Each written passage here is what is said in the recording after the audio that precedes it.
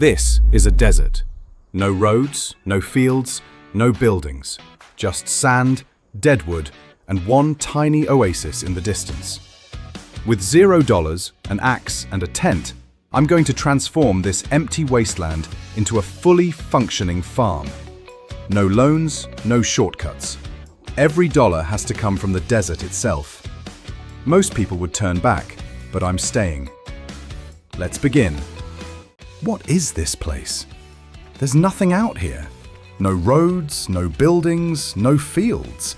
Just sand, dead trees, and a whole lot of heat. I started walking because standing still in the middle of a desert with no money didn't seem like the smartest idea. For the first few hours, there was nothing. Just dunes, dry bushes, and these deadwood trees scattered around like something used to grow here a long time ago. Then, right over the next hill, I saw something green. That had to mean water. I ran down the dune, and sure enough, there was a small oasis tucked away in the sand. Not much, but it was water. And in a place like this, that might be the most valuable thing here. Next to it was an old windmill and a small building, so I headed over to see what it was. It turned out to be a shop and a sell point. Somehow, out here in the middle of nowhere, we can order pretty much everything we need. The only problem is, we have exactly $0. I had a tent, an axe, and that was it. I did think about farming right next to the oasis, but that would be a terrible idea. The farm itself has to go somewhere else, which means we need money. And the only thing around here that looks even slightly useful is deadwood. So I walked up the hill, found the nearest dead tree, and started swinging the axe. It took ages. The wood was dry, hard, and awkward to cut, but eventually the tree came down. I chopped it into pieces small enough to carry, picked up the first log, and ran it all the way back to the shop. That first log sold for $15. Not exactly life-changing money, but it was the first money I'd made in the desert, so I wasn't going to complain. I went back for another piece, sold that for $13, then kept running backwards and forwards until I had $123 in the bank. The axe worked, but it was painfully slow, and my arms were already starting to feel it. A chainsaw would fix that, but the cheapest one was $400, and we were nowhere near that. So instead, I bought the cheapest upgrade that actually made sense. A small handcart for $60. It wasn't much, just an old wooden cart with 2 wheels and a handle. But it meant I could move several pieces of wood in one trip, instead of carrying them across the desert one at a time. I pushed it back up to the deadwood, cut another tree into chunks, loaded everything on, strapped it down, and wheeled the whole thing back to the shop. That first full tree load sold for $119, taking us up to $185. That was a lot better. So I kept going. Tree after tree, load after load, I dragged that cart through the sand until the first patch of deadwood was almost gone. By the time the last load from that area was sold, we had $805 in the bank. That meant it was finally time to stop destroying my arms with an axe. I bought a Lizard PS 90 chainsaw for $400, leaving us with $405. It was expensive, but now I could cut deadwood much faster, and in this desert, speed matters. The days are boiling hot, but the nights get cold fast, so every hour counts. With the chainsaw and cart, I moved to another patch of trees beside the oasis and carried on working. The chainsaw made a massive difference. Trees that took ages with the axe were now down in seconds, and by the end of the day, after one final cartload sold for $136, we had $1,428 in the bank. That was enough for the first day. I pitched the tent outside the shop because there was nowhere else to sleep, and crawled inside before the desert went completely cold. The next morning, I had one big problem. We had a shop, we had water, and we had a bit of money, but we still didn't have anywhere to farm. I took a quick look around the oasis again, just to make sure there wasn't an easy answer here. But the more I looked at it, the more obvious it became. This place had to be protected. If we ploughed right beside the water, cut down the trees, or started dragging equipment through it, we could destroy the one natural water source we had. So the farm had to be out in the desert. I grabbed the cart and headed back out to the deadwood first, because every plan still needed money. After a few more runs, the bank was up to $2,497, which was enough to start looking for land. I walked away from the shop, past the dunes, and found a flatter patch not too far from another group of dead trees. It wasn't perfect, but it was level enough, close enough to the shop, and far enough from the oasis that we wouldn't damage it. This was going to be the farm. There was one huge problem though. This wasn't soil, it was just sand. And sand doesn't hold water or nutrients well enough to grow much on its own. That's where Nano Clay comes in. It's based on a real idea where very fine clay is mixed with water and worked into sandy ground, helping it hold moisture and nutrients instead of letting everything drain away. So if we wanted to turn this desert into farmland, we needed to treat the sand first. Back at the shop, I found bags of Nano Clay for $22 each. Each bag held 50 litres, so I bought 4 bags for $88, then bought a manual spreader for $300. The spreader could hold 300 litres, so before leaving, I bought 2 more bags for another $44 and filled it completely. That gave us 300 litres of Nano Clay to test. I pushed the spreader all the way out to the new farm area, lined it up, turned it on, and started walking. The spreader dropped the Nano Clay into the sand in long strips, and I worked up and down until the whole load was gone.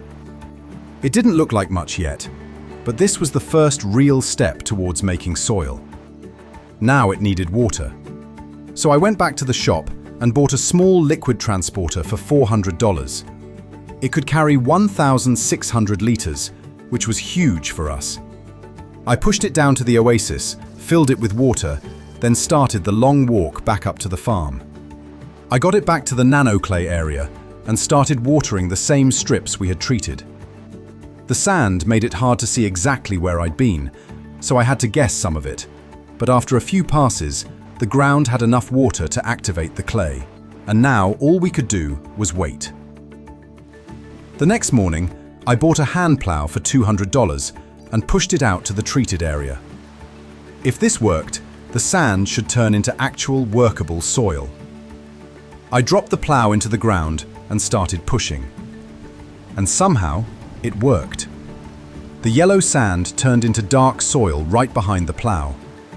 I kept going up and down until the whole treated area had been worked in, and for the first time, this actually looked like farmland. I decided to start with potatoes. They're a root crop, they grow underground, and that means the heat shouldn't burn them off the same way it might with something more exposed. I made 2 small potato gardens, 4 raised rows in each, then worked out what we needed: seeds, solid fertilizer, and water. Water we had. Everything else had to be bought. I bought 4 bags of seed for $252 and 4 bags of fertilizer for $384, loaded them by hand onto the cart, strapped everything down, and wheeled it back to the farm. That filled the first potato garden. The second garden needed the same again, so I went back, bought another 4 bags of seed and another 4 bags of fertilizer, and that took us down to exactly $0. Not nearly zero, exactly 0. But both potato gardens were planted, watered, and ready to grow. Now we just had to hope this soil experiment actually paid us back. Being at $0 in the desert is not a great feeling. The potatoes were planted, but if anything went wrong, we had no backup money at all. So I went straight back to what had been keeping us alive so far: deadwood. I grabbed the chainsaw, took the cart to the nearest trees, and started cutting again. The cart was still slow, the sand was still awful, but after several loads back and forth, the bank climbed to $641, then $747, and by the time I finished working late into the evening, we had $1,821. That gave us breathing room. The potatoes needed water again because the desert heat had already started drying them out. I filled the water barrel, dragged it up to the gardens, and split the water between both plots. The sun was dropping by then, and once it goes down out here, the cold settles in fast. I filled the tank again, ready for the morning, parked it near the tent, and called it a night. A few weeks later, the first potatoes were ready. I had been picking and packing them into pallets, and somehow those two tiny gardens had produced 7,000 liters of potatoes. 7 full pallets. I loaded them onto the little cart, stacking them higher than I probably should have, strapped everything down, and started pushing towards the shop. My arms were killing me again. But when I finally got there, the potatoes sold for $3,500, taking us up to $5,211. That was massive. So I reinvested straight away. I bought 12 bags of seed for $756 and 12 bags of fertilizer for $1,151. Then loaded all 24 bags onto the cart. It took a while, but once everything was strapped down, I took it back to the potato gardens and topped them both up properly. Then I bought more Nano Clay. If one treated area could grow potatoes, the next step was to make a bigger field. I filled the manual spreader again and started treating a longer patch beside the potatoes. This time, instead of short test rows, I made the strips much longer. I used one full load, then went back for another, slowly building up enough treated ground for a proper crop field. Then, just as I was about to start watering it by hand, it started raining. In the desert. I couldn't believe it. Rain doesn't happen often out here, but when it does, you don't waste it. So I left the Nano Clay to soak naturally and went back to the tent while the weather did the job for me. By December, the first 2 potato gardens were producing again, but the little cart was becoming a problem. I started buying seed and fertilizer in 5-packs to save time, but every load was getting heavier and every potato harvest was bigger than the last. One run had 12 pallets stacked on that tiny cart, 6 high on both sides, and the wheels were digging into the sand the whole way. I barely made it to the sell point before the whole thing tipped over beside the shop. I had to pick the pallets up one by one and throw them into the sell area. But when the last one sold, the bank reached $6,909. That was just enough for the upgrade we needed. The Nano Clay field had soaked in from the rain, so before buying anything, I pushed the hand plow across it and turned the whole area into fresh soil.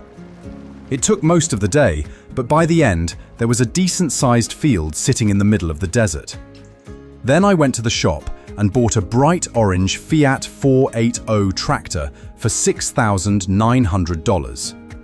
It only had about 50 horsepower and it left us with $9, but it was still a tractor. After months of pushing everything by hand, this was a huge step forward. The tractor solved one problem, but it created another one.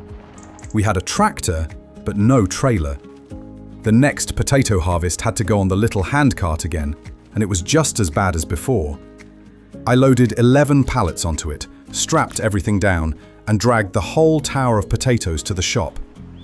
It tipped over again at the sell point, because of course it did, but after selling everything, we had $5,217. The trailer I wanted was $5,500, so we were short by about $300. That meant one more deadwood run.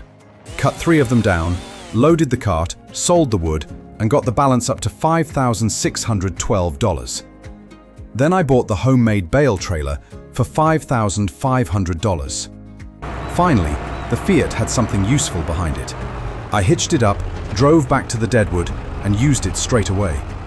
It could carry about 3 full trees at once, which was so much better than the tiny cart. After selling a few more loads, I also bought a small water tanker for the tractor, because dragging water by hand had become ridiculous. By February, we were starting to look like a real farm. The first potato sale with the flatbed was a huge improvement. I loaded 8 pallets, drove them down to the shop, and even though the tractor still sank into the sand under all that weight, it was much easier than pushing by hand. That sale took us to $3,766.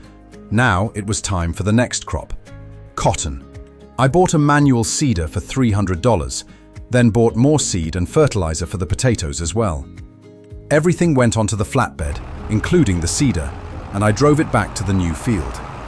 I filled the seeder with cottonseed, lowered it into the Nano Clay soil, and started walking. Row by row, the first proper field crop went into the desert. Once the cotton was planted, I went back to the potato area and realized we still had spare treated soil behind the first 2 gardens.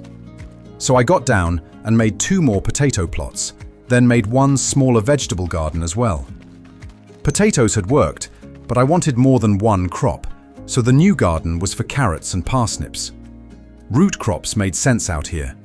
They grow underground, away from the worst of the desert sun, and as long as we kept them watered, they should survive. Money was tight again, so I sold the old pushable water tank for $327, sold a few potato pallets, then bought enough seed and fertilizer to get all the new gardens planted. By the end of February, we had 4 potato gardens, 1 carrot and parsnip garden, and a cotton field growing beside them. The last thing I did was move the tent. Sleeping down by the shop had made sense at the start, so I packed the tent up and placed it beside the fields. In March, that decision immediately felt worth it. I woke up next to the farm, walked outside, and there were pallets everywhere. Potatoes from the first gardens, more potatoes from the new ones, plus 1 pallet of carrots and 1 pallet of parsnips. And the cotton was growing. I loaded 16 potato pallets, 1 carrot pallet, and 1 parsnip pallet onto the flatbed, then crawled through the sand to the shop. Before selling, we were at -$48. After selling, we had $8,523. That money went straight into a deep well. It cost $8,500, which was almost everything we had. But hauling water from the oasis every day was becoming impossible. With the well beside the farm, watering finally became manageable. I filled the tractor tanker, drove around each garden, and topped everything up without spending half the day traveling to the oasis and back. The crops still drank water fast, especially in the heat, but at least now we could keep up. The cotton was growing, but it needed fertilizer. The calendar showed cotton could be planted in February and March, then harvested in October or November, so we had plenty of time. But if we wanted a good yield, we had to look after it properly. April was mostly about keeping the machine running.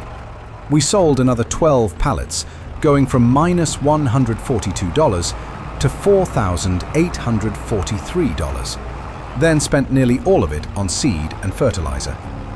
The gardens were making money, but they were also eating money, and every time I thought we were ahead, something else needed filling. At one point, we had $58 left, and 1 pack of seed cost $63. So I hitched up the flatbed, went back to the Deadwood, sold a trailer load for $406, and bought the seed we needed. It wasn't glamorous, but it worked. By May, the farm was producing properly. We sold 20 pallets of potatoes, plus carrots and parsnips, and the bank jumped to $9,645. That was the biggest sale yet. I bought more seed, more fertilizer, and then 12 bags of Nano Clay for $264, because it was time to expand again. But as I looked at the old hand spreader, I realized something. This thing had done its job, but it was too small now. So I bought an Amazon ZAS spreader for $2,300 and sold the manual spreader for $226. That was another proper upgrade. I loaded the Nano Clay bags into the new spreader, lined up beside the cotton field, turned it on, and started spreading. The working width was so much better. Instead of tiny strips, The spreader covered a proper area, and I pushed the new field much longer than the cotton field. It started hailing while I was doing it. Hail in the desert, but it meant the nano clay was being watered in again for free. So I kept working through it until the whole area was treated. By the end of May, I was soaked, cold, and tired, but we had a huge new field ready to activate. June brought summer, and summer out here is brutal. The sun was beating down, the sand was hot, and we started the month with exactly $0. Luckily, the gardens had produced again. I loaded 22 potato pallets, 2 carrot pallets, and 2 parsnip pallets onto the flatbed, then dragged the heaviest load we'd ever moved down to the shop. The Fiat was struggling badly. 50 horsepower is not much when you've got a trailer full of vegetables sinking into sand, but it made it. That sale brought in exactly $12,500. Now we could turn the new Nano Clay area into soil without pushing a hand plow for half a year. I bought a 5-meter harrow for $800. It only needed 31 horsepower, so the Fiat could run it, and compared to the hand plow, it was huge. I hitched it up, drove to the treated field, unfolded it, dropped it into the ground, and started cultivating. The sand turned dark behind it, just like before, but this time it was happening 5 meters at a time. I worked up and down all day, turning that massive treated patch into proper fertile soil. When the last row was finished, I folded the harrow away and just looked at it. A few months ago, this was empty desert. Now it was a field. I still didn't know what we were going to plant there, but the soil was ready. Before finishing June, I remembered the cotton still needed fertilizer. Luckily, the same spreader we used for Nano Clay could spread fertilizer as well. So I took it back to the shop, bought 2 bags of fertilizer for $960, loaded it up, and drove back to the cotton field. I turned the spreader on and worked up and down the rows. The yield bonus jumped to 57%, and the field was half fertilized. That was good, but cotton is going to be a long-term crop, so next month I wanted to hit it again and get the yield as high as possible. While the spreader was still attached, I fertilized the new field too, just so it was ready for whatever came next. Then July arrived. The desert had decided to send wild boars. That was a nice reminder that even when we finally get things growing, the desert still finds ways to fight back. The gardens were full again, so I loaded 22 pallets of potatoes, 1 carrot pallet, and 1 parsnip pallet onto the trailer. But as soon as I pulled away, the tractor sank into the sand again. That was it. We had been fighting the sand since day 1, and now the loads were too heavy to keep pretending it was fine. So I spent about $3,500 building a basic asphalt road from the farm to the shop, with a small yard around the fields and house area. It was expensive, but immediately worth it.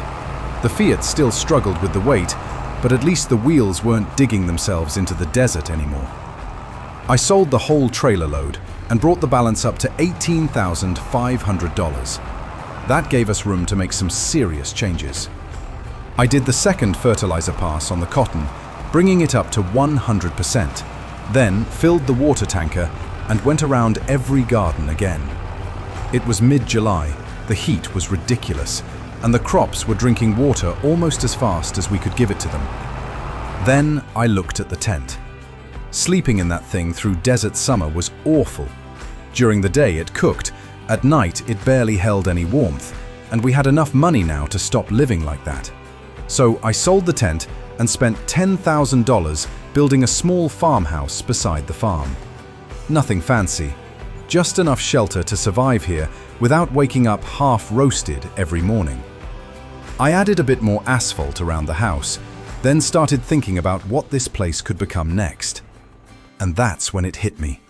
We're surrounded by sand, everywhere, and sand can become glass. If we could turn the desert itself into a product, this farm wouldn't just survive on potatoes and cotton, it could become a production business. So I built a small glass-making shed for $6,000. It was basic, almost manual, but it was enough to start the idea. Then I added a small crusher for $1,000 behind the house, which should let us process rough sandstone into finer material. The glass chain is going to take work. We need to dig sandstone, crush it down, refine it further into silica sand, and eventually use that to make glass bottles, jars, flasks, and boxes. The next processor alone is going to cost around $30,000, so this isn't something we can finish today. But I at least wanted to prepare the first material.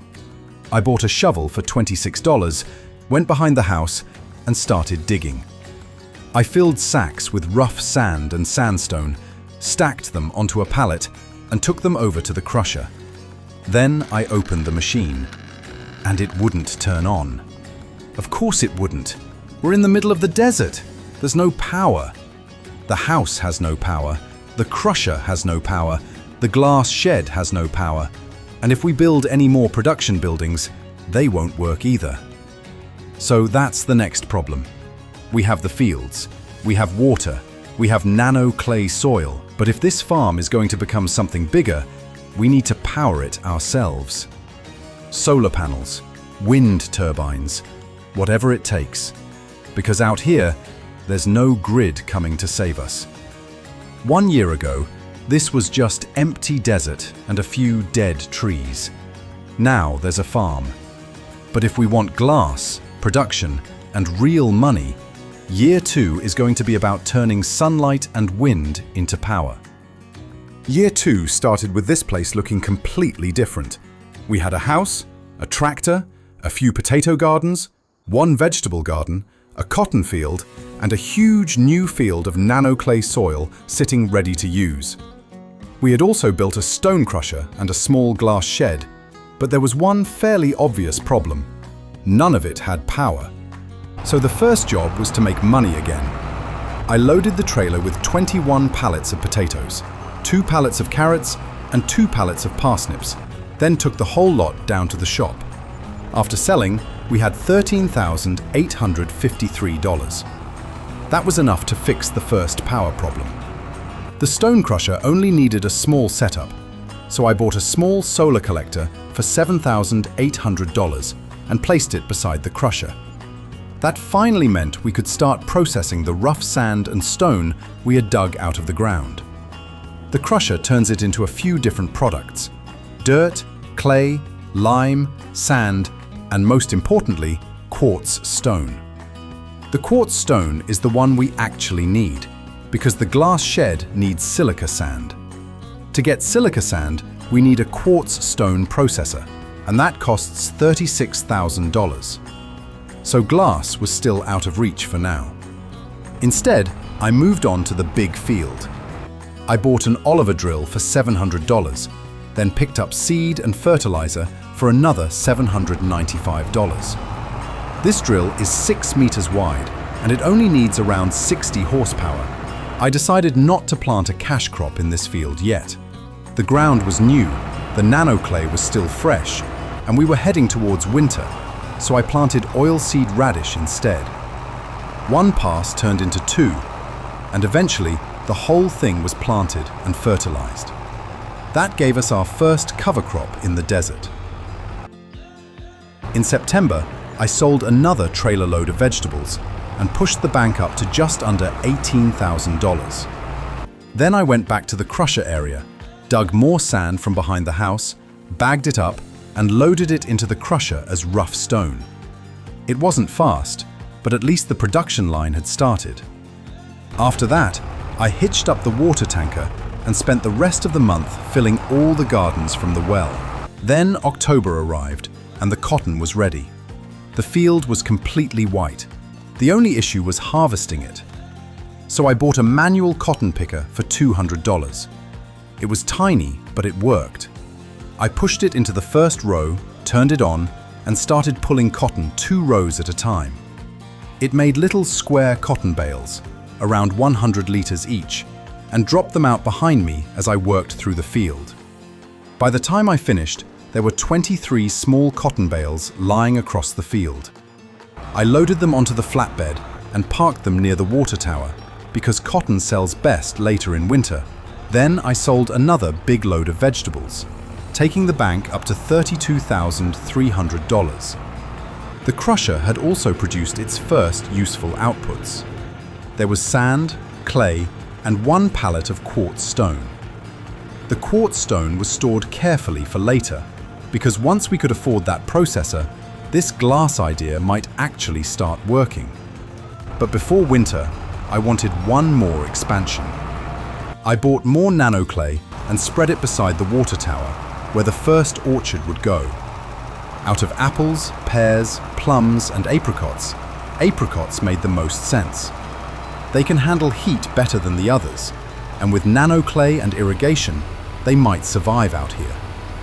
I also treated another small area beside the carrot and parsnip garden, ready for another garden plot later.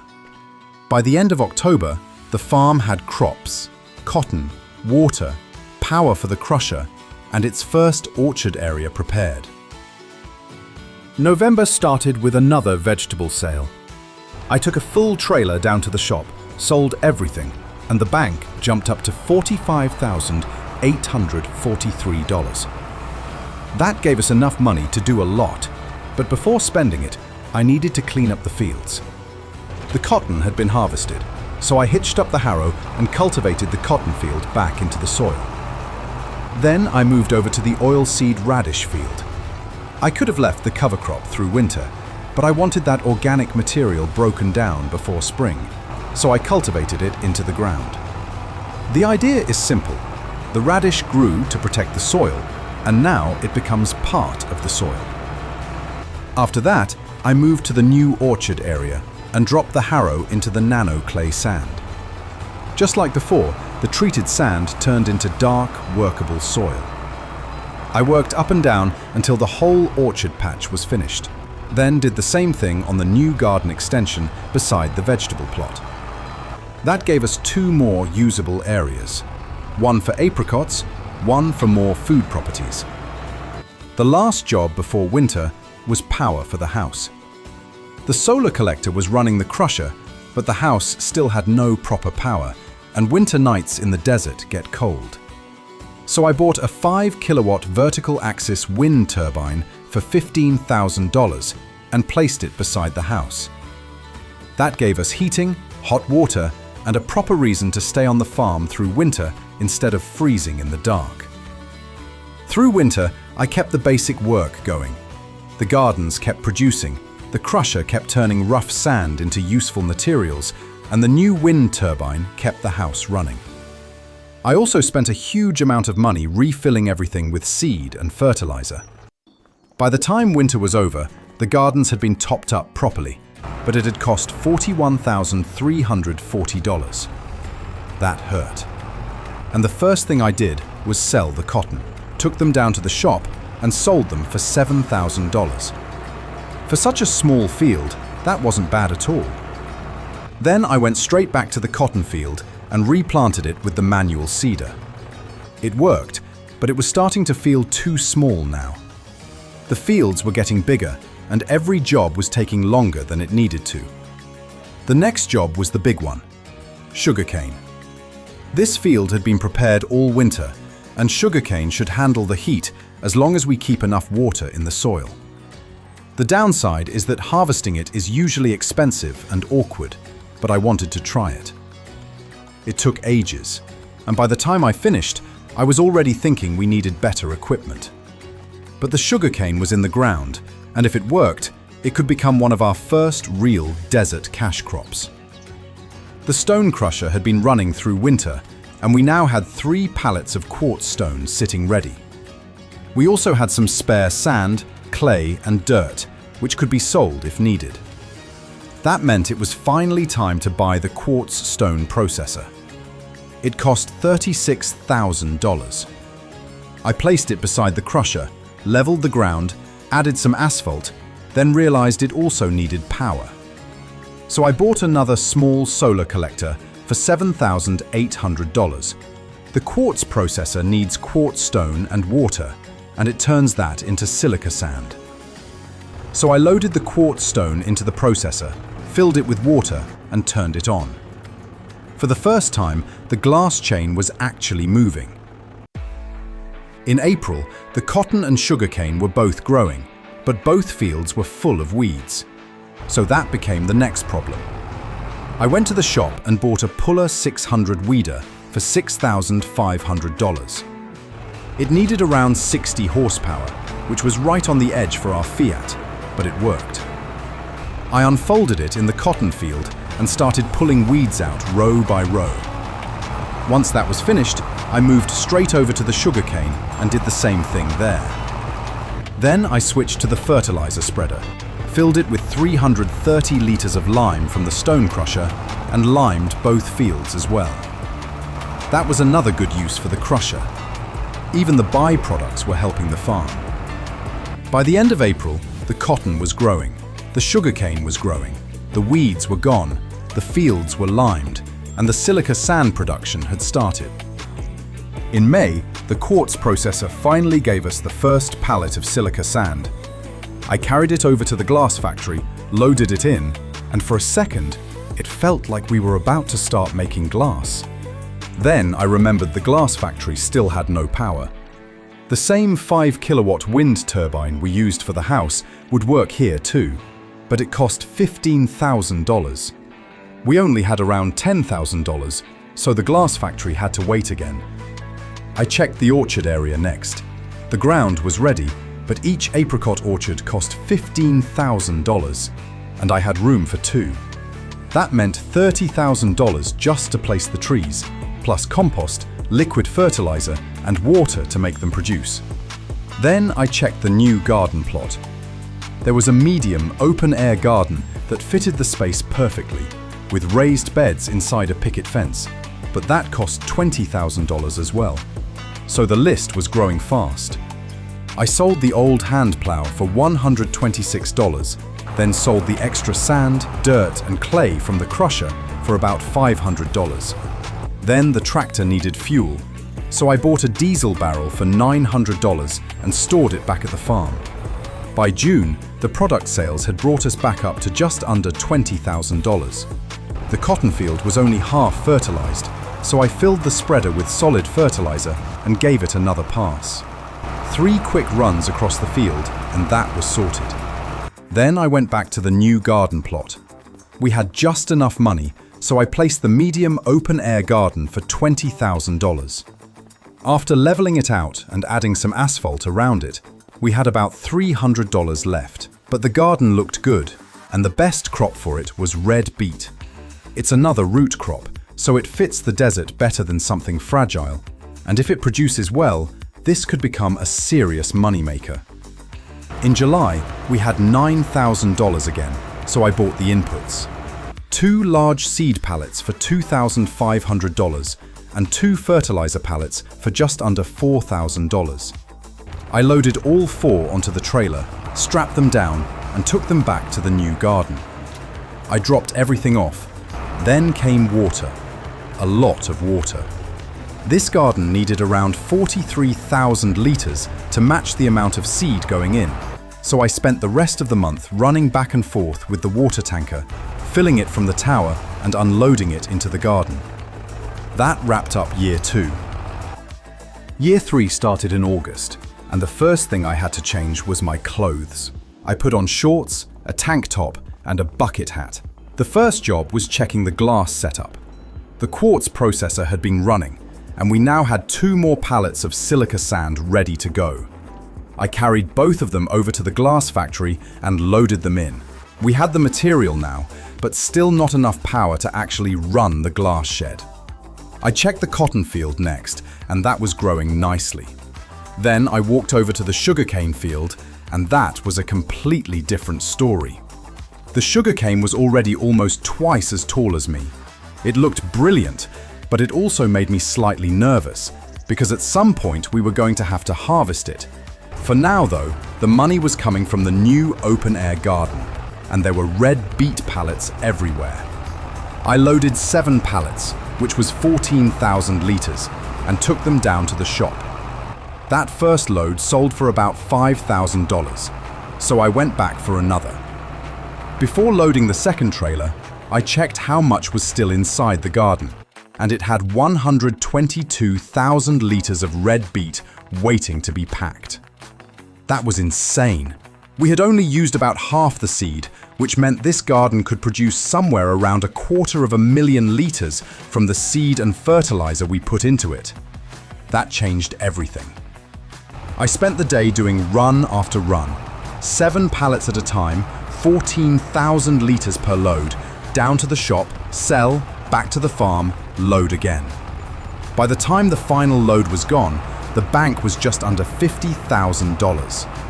Then I sold the leftover sand, dirt, and clay from the crusher and pushed it just over $50,000. That meant we could finally power the glass factory. I bought another 5-kilowatt vertical axis wind turbine for $15,000 and placed it next to the glass shed. Then I went inside and started all the glass productions. Bottles, jars, flasks, cake boxes. All made from silica sand, which started as sand and stone dug out of the desert. That felt like a real step forward. With the glass finally running, I moved on to the orchard. I placed 2 of them side by side beside the water tower, which took $30,000 out of the bank. The trees looked great, but they weren't producing yet. They needed water, 4,000 liters of liquid fertilizer each, and 20,000 liters of compost each. I didn't have the money to fill everything, but I could at least give them water. So I hitched up the tanker and filled both orchards from the tower. That was enough for August. September was mostly about getting the orchards working. First, I realized the potatoes had run dry because I had ignored them for too long. So I filled the tanker and watered the potato gardens, the smaller vegetable garden, and the open-air garden to bring everything back to life. Then I worked out what the orchards needed properly. For both orchards combined, we needed 8,000 liters of liquid fertilizer and 40,000 liters of compost. So I bought enough for the first orchard, hauled it back, unloaded it all, then went back and did the same again for the second orchard. It was expensive, slow, and very manual. But by the end, both apricot orchards had water, liquid fertilizer, and compost. They were finally ready to produce. We had around $4,000 left, but the farm was in a good place. The cotton was growing. The sugarcane looked huge. The glass factory had started. And now we had apricots on the way as well. October arrived and the sugarcane was ready. The field looked incredible, tall, green, and completely full. The problem was harvesting it. A proper sugarcane harvester was about $350,000, which was nowhere near possible. So I had to buy the only thing we could afford, a manual sugarcane harvester for $1,500. It had a 1.4 meter working width, and it filled tiny pallets as it went. I unfolded it at the edge of the field, lowered it down, and started cutting. Almost immediately, I knew this was going to be painful. The machine worked, but the field was too big for it. Every row took ages, and every few meters it dropped another pallet. There were pallets everywhere. I was certain we were never doing it this way again. When the final row was finished, the field was empty. But now there were hundreds of sugarcane pallets sitting there waiting to be moved. I hitched up the flatbed and started hauling. The price wasn't great, only around $180 per 1,000 liters, but the volume was massive. I loaded 20 pallets at a time, strapped them down, and took them to the shop. The first load took us from about $30,000 to $35,000, so about $5,000 per trailer load. By the time the final 6 pallets were sold, the bank was up to $98,682. Before heading back, I checked the used vehicle sales and found a tractor on discount, 43% off, with enough engine options to take it to 143 horsepower. But with the engine upgrade, it came to $63,000. Then I sold the little Fiat for $4,222. I had about $40,000 left, so before heading home, I bought 2 pallets of seed and 2 pallets of fertilizer for the open-air garden. I loaded everything onto the trailer and drove back to the farm. The difference was immediate. More power, more grip, more weight, and far less struggling through the sand. I planted the red beet garden again, then checked the apricots. They had produced a few pallets, but their best price was in winter, so I thought about holding them. Then I checked the glass shed. Finally, we had glass products. Bottles, jars, and flasks were ready, but no cake boxes yet. The best price for the glass was right now, so I loaded the glass products and the apricots together and took them down to the shop. After selling, we had $44,500. That wasn't bad at all. The glass still wasn't making crazy money yet, but it was working, and that mattered. In November, the cotton was ready. I used the hand cotton picker again, and compared to the sugarcane, this felt easy. The field wasn't too big, and the picker took 2 rows at a time, dropping little square bales behind it. By the end, we had 24 cotton bales. I loaded them onto the trailer and parked them up, because cotton sells best around February, and I wasn't going to waste money by selling early. Then, I hitched up the harrow and started preparing the fields for winter. First, the cotton field, then the sugarcane field. The new tractor made a huge difference here. What used to feel like a fight now felt like a job. I worked up and down the fields, turning the old crop back into the soil and getting everything ready for the next season. Before winter, I also spent about $2,000 adding more asphalt between the fields and around the back edge. The farm needed roads now. Not tracks, roads. Through winter, I sold the stored cotton and apricots, refilled the open-air garden, bought a lot of seed and fertilizer for the potatoes, and spent a painful amount of money keeping everything running. I also expanded the field slightly, stretching the sugarcane field to the edge of the road and widening the cotton field into a longer triangular shape. March started with the usual problem. Everything needed filling. The orchards were low on compost and water, the gardens needed topping up, and the whole farm had that spring feeling where every job had arrived at once. So I took the trailer to the shop, bought more compost and around 6,000 litres of liquid fertilizer, then hauled it all back to the apricot orchards. Once that was unloaded, I hitched up the water tanker and filled the orchards, the carrots, the parsnips, and anything else that looked dry. Then I looked at the cotton field. It was bigger now, and the old manual seeder just wasn't going to cut it anymore. We could keep doing everything by hand, but the farm had outgrown that. So I went to the shop and bought a Sky Agriculture Sonic PPF 300 planter, 6 meters wide. It could plant cotton, sunflowers, beans, beets, corn, sorghum, and a few other crops that actually made sense in this heat. Then I realized it also needed the front tank unit, which was another $22,500. But once it was all hitched up, with the front tank, rear planter, and pipe running down the side, it looked like our first proper piece of serious equipment. I planted the cotton field first, and the difference was massive. What used to take ages by hand was now done 6 meters at a time. Then I switched the seed to sunflowers and planted the old sugarcane field. After harvesting sugarcane by hand last year, I was not ready to do that again. Sunflowers made much more sense for now, and March was the perfect time to plant them. Once both fields were done, I drove the planter back and realized everything was still sitting outside in the sand. So I spent about $30,000 building a wooden machinery shed with a concrete base beside the house, then added some asphalt around it. Before building it, we had about $79,000. Afterwards, we had $44,000. But now the farm finally had a proper yard, and all the equipment had somewhere to go. In April, both fields were full of weeds. I tried the old weeder first, but the weeds were already too big for it. So I sold it for $4,700 and bought a Pottinger Rotocare hoe for $36,000. It had a 12.4 meter working width, which made a huge difference.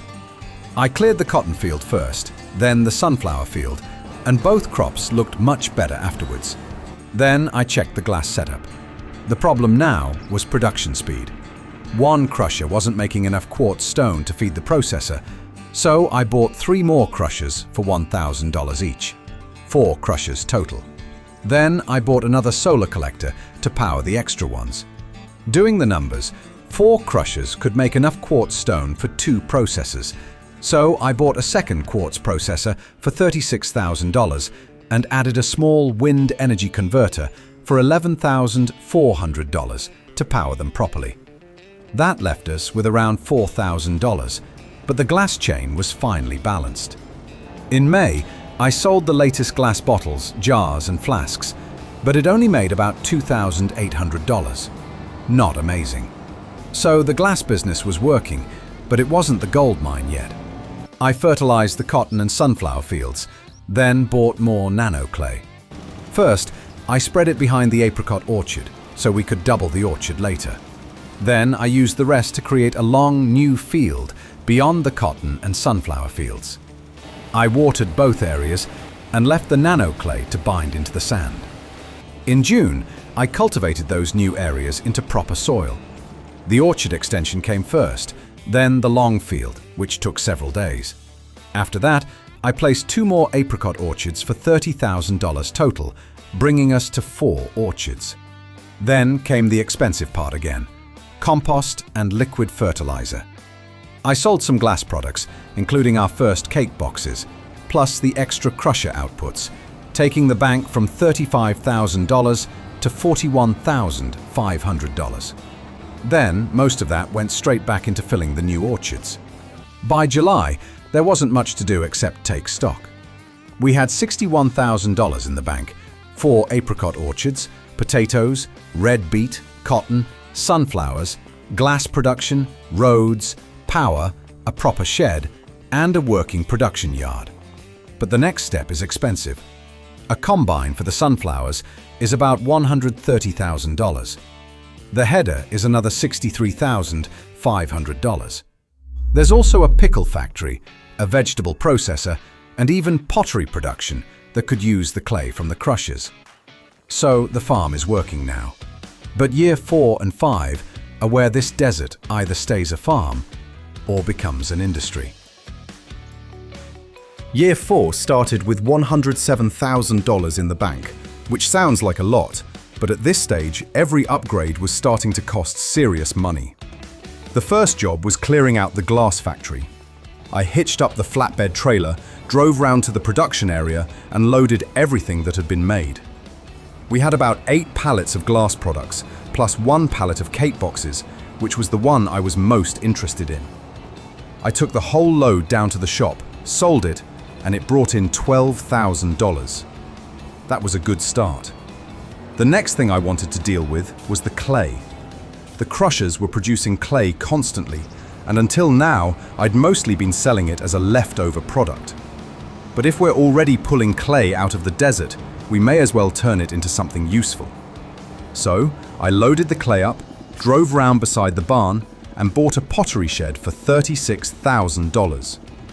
That dropped us down to $83,000, but it gave the farm another production chain. The pottery shed can take clay and water, then turn it into bricks, cups, pots, and vases. And because this is the desert, every production building needs its own power.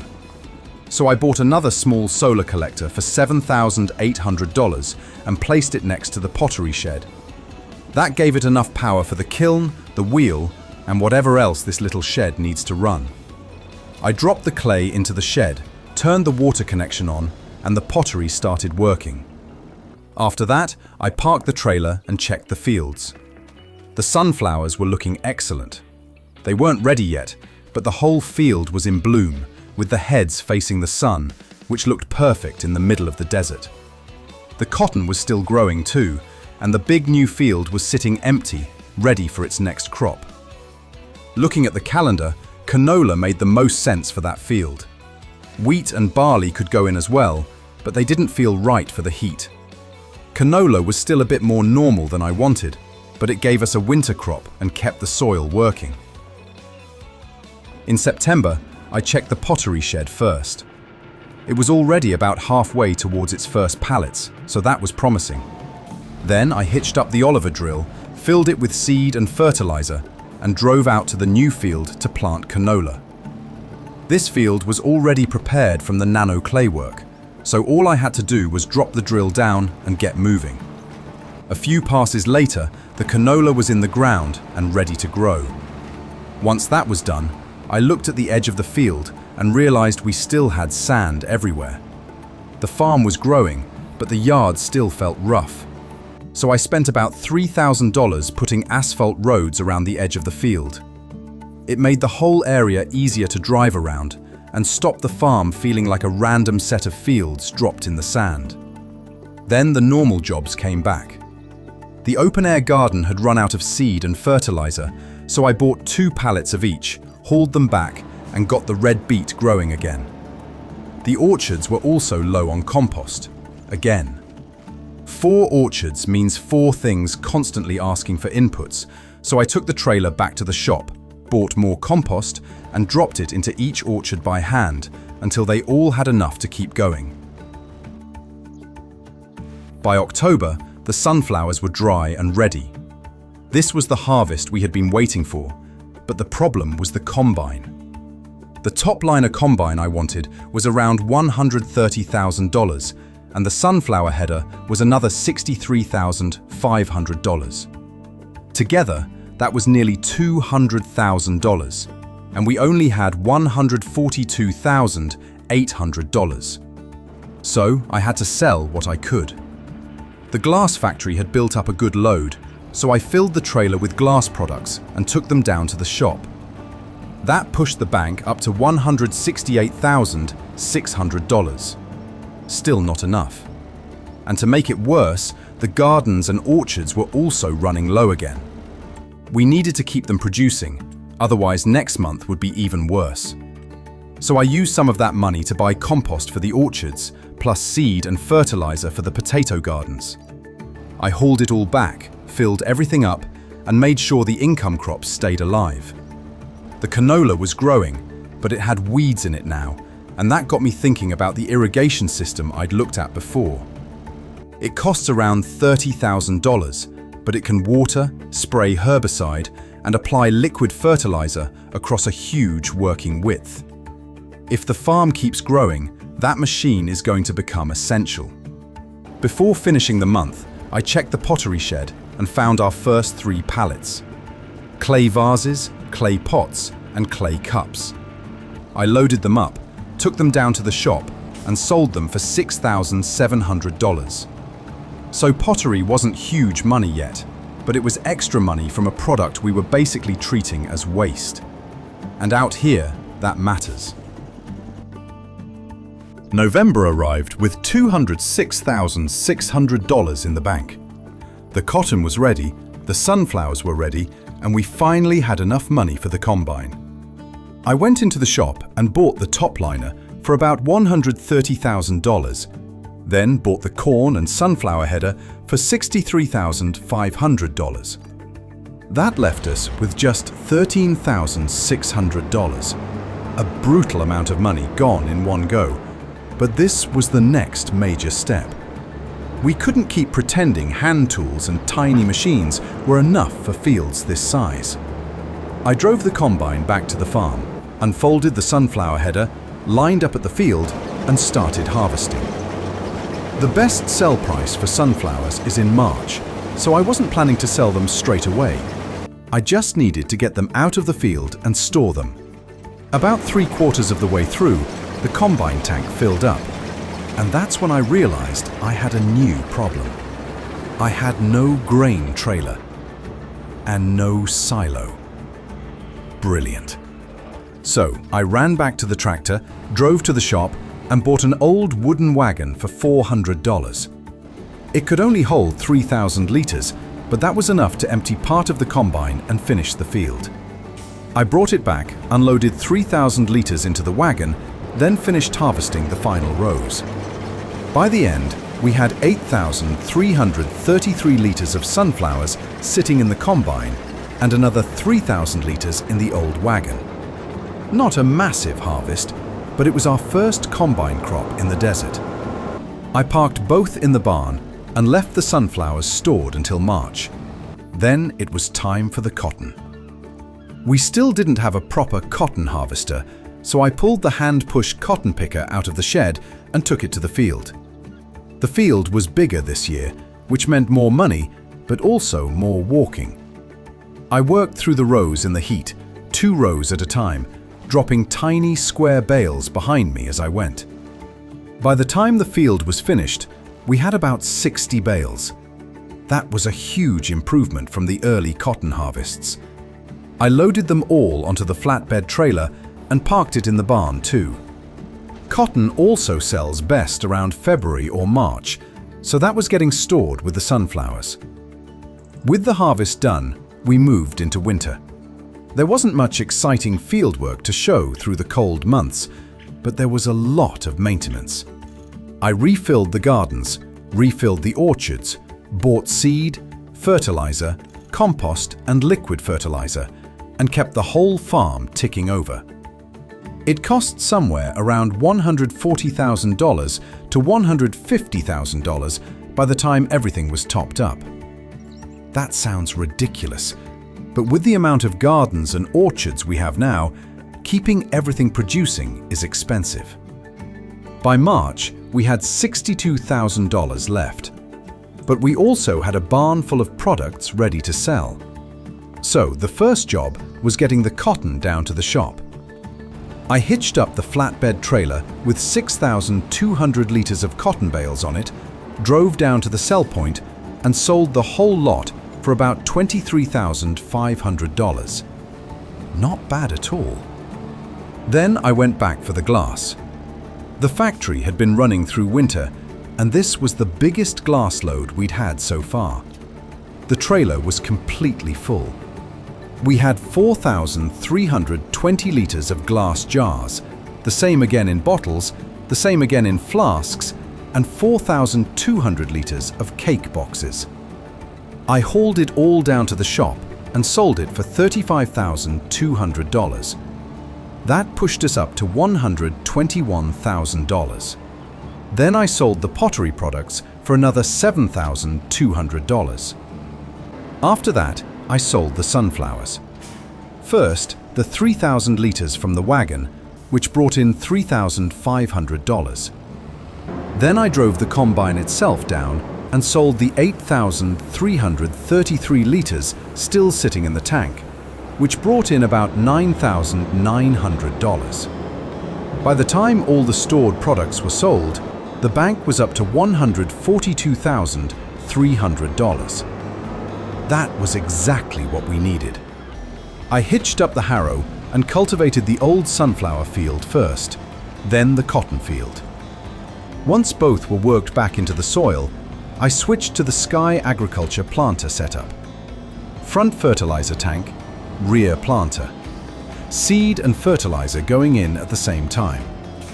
The cotton field was planted first, 6 meters at a time, which still felt amazing compared to doing it all by hand.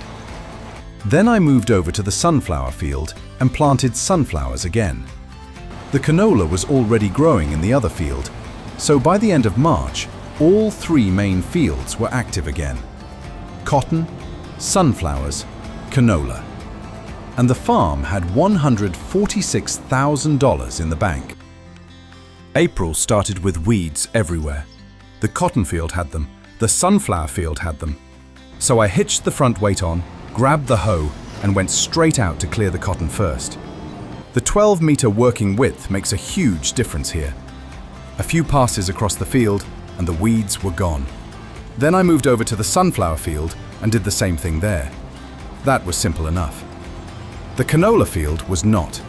When I arrived, the weeds were much bigger. The hoe couldn't deal with them anymore, so we needed herbicide. That brought me back to the irrigation machine I had been looking at. It cost $30,000, had a 5,000-litre tank, and covered 75 meters. It could water crops, spray liquid fertilizer, and spray herbicide. For a desert farm, that is basically the perfect machine. So I bought it. Then I bought $5,000 worth of herbicide, filled it up, and towed it out to the canola field. Once it was set up, it stretched across the field like a huge irrigation boom on wheels. I turned it on, climbed in, and started moving. The spray dropped down across the whole field in one pass. Just like that, the canola was sprayed. That was probably one of the best upgrades we've bought. Instead of driving up and down a field 10 times, this thing covered almost the whole area in one sweep. And if it can do water, fertilizer, and herbicide, it's going to be a huge part of the farm from now on. After that, I checked the rest of the farm. The potato gardens were full. The carrots and parsnips were good. The red beet garden was stocked. The apricots were growing nicely. The glass chain was running, although the quartz stone still wasn't coming out as quickly as I'd like. The pottery shed was also producing, so overall, everything was finally moving in the right direction. In May, I started with $168,000. The cotton needed fertilizer, so I filled the spreader with solid fertilizer and gave the cotton field a pass. Then I wanted to use the irrigation machine again, this time with liquid fertilizer. I took the flatbed trailer to the shop, bought 2 pallets of liquid fertilizer for $6,400 and brought them out to the canola field. I emptied the leftover herbicide from the machine and filled it with fertilizer instead.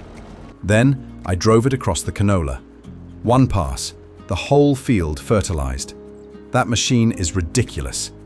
I moved it over to the sunflower field next. It covered almost the whole thing in one sweep, and I only had a small edge left over, so I finished that with the fertilizer spreader. That saved so much time. In June, I checked the used vehicle sales and found something I couldn't ignore. A Case Module Express 635 cotton harvester, 51% off, $234,000. So I started selling anything I could. First, I loaded a full trailer of glass products and sold them, pushing the bank up to $228,000. Still short. Then I sold the old hand cotton picker for about $100. Then I remembered the leftover herbicide sitting by the pottery shed.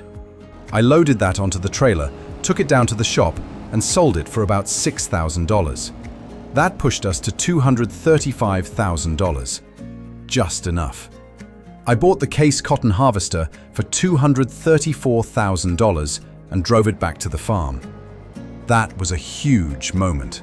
It was easily the biggest single machine we had bought so far, and it meant cotton could finally become more than a small side crop. By July, we were back down to $47,000, and the normal jobs hadn't gone anywhere. The potatoes and vegetable gardens were low on seed and fertilizer, so I sold some glass and clay products for about $15,000, then bought 8 pallets of seed for $10,000 and 8 pallets of fertilizer for $15,000. I hauled everything back in loads, filled the potato gardens, topped up the vegetable areas, and got everything ready to keep producing through the summer. After that, I did one last check around the farm. The apricots were growing. The distributor was doing its job. The irrigation machine had already proved itself, and the new cotton harvester was sitting in the shed, waiting for its first real test. Year 5 started with the canola ready to harvest. The field was brown, dry, and ready to go. But before cutting anything, I realized we still didn't have proper crop storage. So I bought a red silo for $20,000. It holds 75,000 liters, and I placed it beside the distributor near the orchards, right on the road through the farm.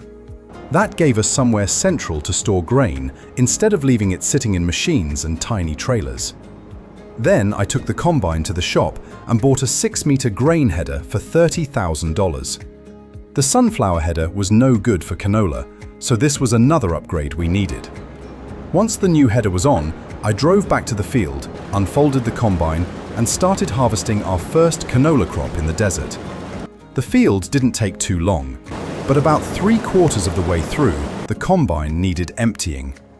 I grabbed the tractor, hitched up the old wooden grain wagon, and unloaded 3,000 liters into that. Then I finished the field with about 8,500 litres still in the combine. Both loads went straight into the new silo. That felt like a small thing, but it was actually a big step. We now had proper storage, and the farm was starting to work more like a real farm instead of a collection of emergency solutions. In September, the focus was expansion. We had the new cotton harvester sitting in the shed, but the old cotton field was far too small for it. So the plan was to make a much bigger cotton field and also prepare space for 4 more apricot orchards. I bought 6 bags of Nano Clay, loaded the spreader, and started treating the sand across from the existing orchards first. That area would become the new orchard block. Then I moved across to the larger patch beside it and spread Nano Clay over a much bigger area for the new cotton field. Because this field was huge, I didn't want to activate it with the small water tanker. So I bought the bigger irrigation system for $45,000. It had a 111-meter working width, which was perfect for this job. I filled it with water, unfolded it over the new cotton field, and slowly drove across the sand, soaking the Nano Clay in one clean pass. The smaller water tanker still got used for the orchard area, and once that was watered too, both areas were ready to sit and bind into the sand. Then I topped up the existing orchards with compost and liquid fertilizer before heading into October. October was sunflower harvest. I parked the old wagon beside the field, jumped in the combine, and got to work. Once the tank filled, I unloaded 3,000 litres into the wagon, then finished the rest of the field. This time I sold the sunflowers straight away. The combine load made just under $10,000, and the wagon brought in another $3,300. After that, I cultivated the old sunflower field and the canola field, so both were ready for the next season. Then November arrived, and it was finally time to use the new cotton harvester. I drove the case out to the field, opened it up, started the header, and made the first pass. The difference was massive. The old hand picker did 2 rows at a time. This thing was taking about 5 rows at 11 miles an hour. The whole field was finished quickly, but it only filled the harvester to 26%, giving us one 5,000-litre bale. So the machine was perfect, the field was the problem. After that, I cultivated the old cotton field, then moved on to the new Nano Clay areas.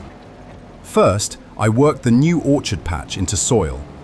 Then I spent most of November cultivating the huge new cotton field. It took ages, but by the end, we had a proper new field ready for next year. I added about $4,000 worth of roads around it, then placed 4 more apricot orchards in the new orchard area. That brought us to 8 orchards total. I also added fencing around the orchard blocks to make the farm look a bit more finished. By winter, we were down to $38,000, so the colder months were mostly maintenance again. I kept the gardens and orchards topped up, sold vegetables, apricots, glass and clay products where I could, and kept the farm ticking over. March started with the new cotton field sitting ready. This was the first time we had enough land to actually make the case harvester worthwhile, so cotton had to go in there. I also wanted sunflowers back in the original sunflower field and soybeans in the old canola field once the planting window opened. Before planting anything, I wanted to sell what had built up over winter and loaded the glass products first. That brought in $25,000. Then I went to the pottery shed, loaded 3 pallets of clay products, and sold those for $5,500. After that, I grabbed the cotton bale from the barn. It was only 5,200 litres, but it still sold for $14,000. That was the exciting part. If 26% of a bale is worth $14,000, then a full bale could be close to $60,000. That means a big cotton field might finally be worth serious money. And if we can later turn cotton into rope, fabric, or clothes, that could become one of the main businesses on the farm. With the selling done, I hitched up the Sky agriculture planter. First, I set it to sunflowers and planted the sunflower field. It has been a steady crop for us so far, and it is much easier than sugarcane. Then I moved to the cotton fields. The original cotton field went in first, then the new, huge cotton field. This was exactly why we bought the bigger planter. 6 meters at a time, seed and fertilizer going in together, and both fields were finished without dragging a tiny seeder around by hand. By the end of March, the sunflowers were planted, both cotton fields were planted, and the farm was moving properly. In April, the last field was ready for soybeans. I hadn't planted soybeans here before, but they should handle the heat well enough with irrigation, and they give us another crop we can harvest with the combine. So I planted the soybean field, then immediately moved on to the next problem, weeds. Luckily, we didn't need to fight them with normal equipment anymore. I filled the smaller irrigation machine with herbicide and started on the soybean field. One sweep across the field and the weeds were gone. Then I moved that same machine over to the small cotton field and the sunflower field. It covered most of the area in a couple of passes and left both fields clean. For the big cotton field, I used the new, larger irrigation system. That machine covered the whole field in one pass. That is a massive time saver. The desert is still harsh, but now we're starting to use machines that actually fit the scale of what we're doing. After that, I wanted to finally build the next production area. So I bought a fruit and vegetable processing plant for $180,000. Then, I bought a pickle production building for $50,000 and placed it nearby. I leveled the ground, added asphalt, and suddenly this part of the farm looked like a proper production yard. The fruit and vegetable processor can make a lot of things, but the one that matters most to us is apricot jam. The problem is, apricot jam needs sugar. We have apricots, but no sugar. To make sugar, we either need sugar beet or sugarcane, and sugarcane makes more sense in this climate. The issue is, harvesting it by hand nearly broke me last time, so if we go back into sugarcane, we need proper equipment. Then I checked the pickle factory. That one was a lot more immediately useful. It can make pickled carrots, pickled potatoes, pickled tomatoes, olives, garlic, and a few other things. Since we already grow potatoes, that was the obvious place to start. 3 potatoes go in, 1 pickled potato comes out, and pickled potatoes sell for a lot more than normal potatoes. The only problem was power. The pickle building needs more than the little solar panels we've been using. We either needed a large solar collector for $93,500 or a 12 kilowatt vertical axis wind turbine for $100,000. The big processing plant was even worse. That needs something like a 20 kilowatt turbine for $200,000 or a large solar field for $250,000. So the buildings were placed, but they weren't running yet. That gave us the next target, power. In May, I checked the glass and pottery area first. The system was working, but it still wasn't moving fast enough. The crushers were producing clay and quartz stone. The quartz processors were turning that into silica sand, and the glass factory was making products from it. But if we want this to become a serious business, 4 crushers won't be enough forever. The good thing is, the crushers are cheap. They only cost around $1,000 each, and we can fill them with sand and stone from the desert. So in the next few years, we could easily double or triple the setup and turn this into a proper glass and pottery production yard. Then I looked at the bigger production options. If we want apricot jam, we need sugar. That means a sugar mill, which costs around $240,000. Cotton has the same problem. We can sell bales, but the real money would be processing them. A rope maker is around $300,000, and if we want fabric and clothing, we'd need a spinnery and eventually a tailor shop. There are smaller versions of some of these, but if the farm keeps growing, I don't want to buy something that can't keep up. For now, we only had $83,000, so I hitched the flatbed trailer, loaded glass and clay products, and sold them for about $23,000. That helped, but the next upgrades were still a long way off. In June, I focused on the fields. The crops were growing well, but they needed their second fertilizer pass. This was exactly what the irrigation machines are good for. I filled the big irrigation system with liquid fertilizer and used it on the huge cotton field first. One long pass across the field and it was done.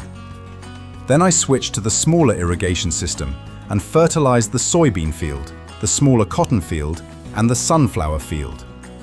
By the end, every field was at full fertilizer, the weeds were dead, and the whole process had taken a fraction of the time it would have taken with normal equipment.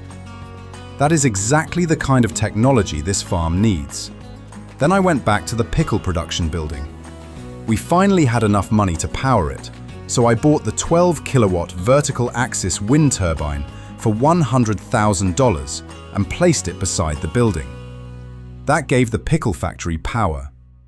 I went inside, found the pickled potato production, and turned it on.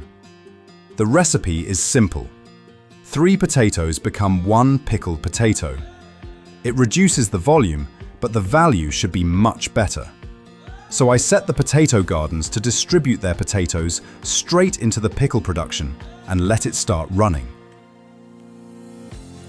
In July, I checked the factory and it was working perfectly.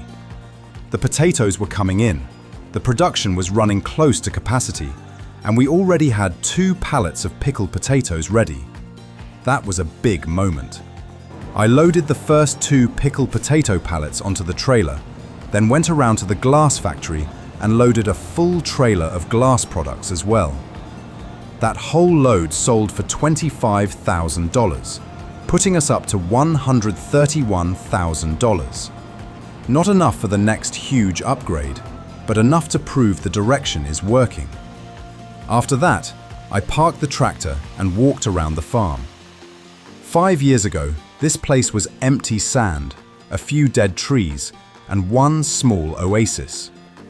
Now we have roads, orchards, cotton fields, sunflowers, soybeans, vegetables, a silo, a machinery shed, irrigation systems, wind turbines, solar panels, glass production, pottery, and now pickled potatoes.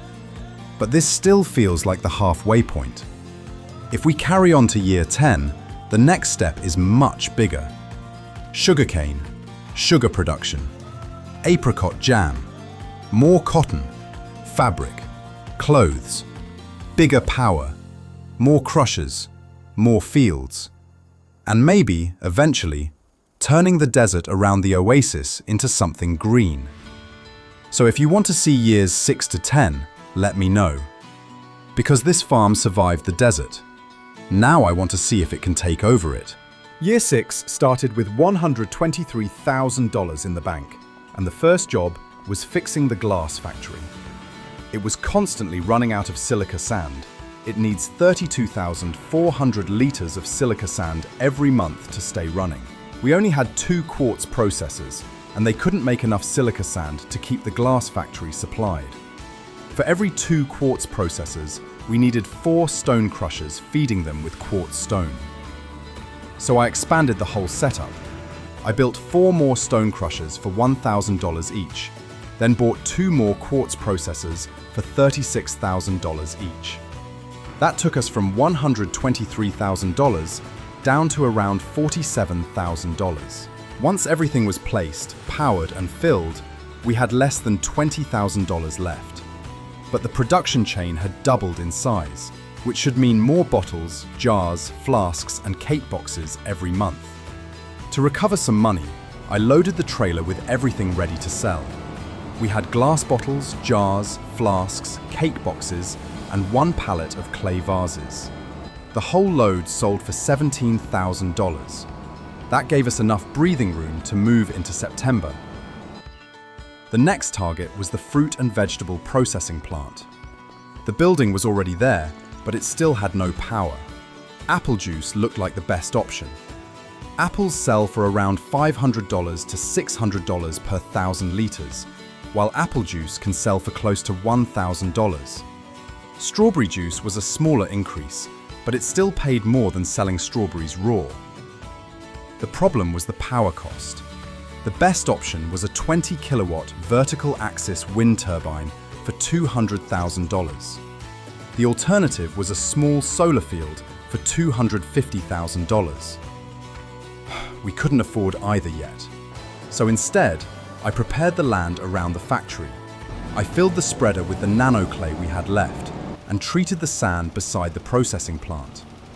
I made the area large enough for 4 apple orchards and several strawberry greenhouses. Once the nano clay was down, I grabbed the water tanker and soaked the entire area. The water activates the clay and allows it to bind into the sand. After a month, we should be able to cultivate it into usable soil.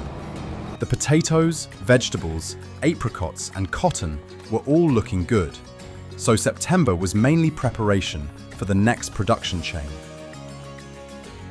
By October, the sunflowers were ready. I fitted the sunflower header to the combine and worked through the field. The main tank held around 7,700 liters, which sold for about $8,800. The small trailer carried another 3,000 liters, bringing in around $3,400. It wasn't a huge harvest, but it was quick money. Then I changed headers and moved onto the soybean field.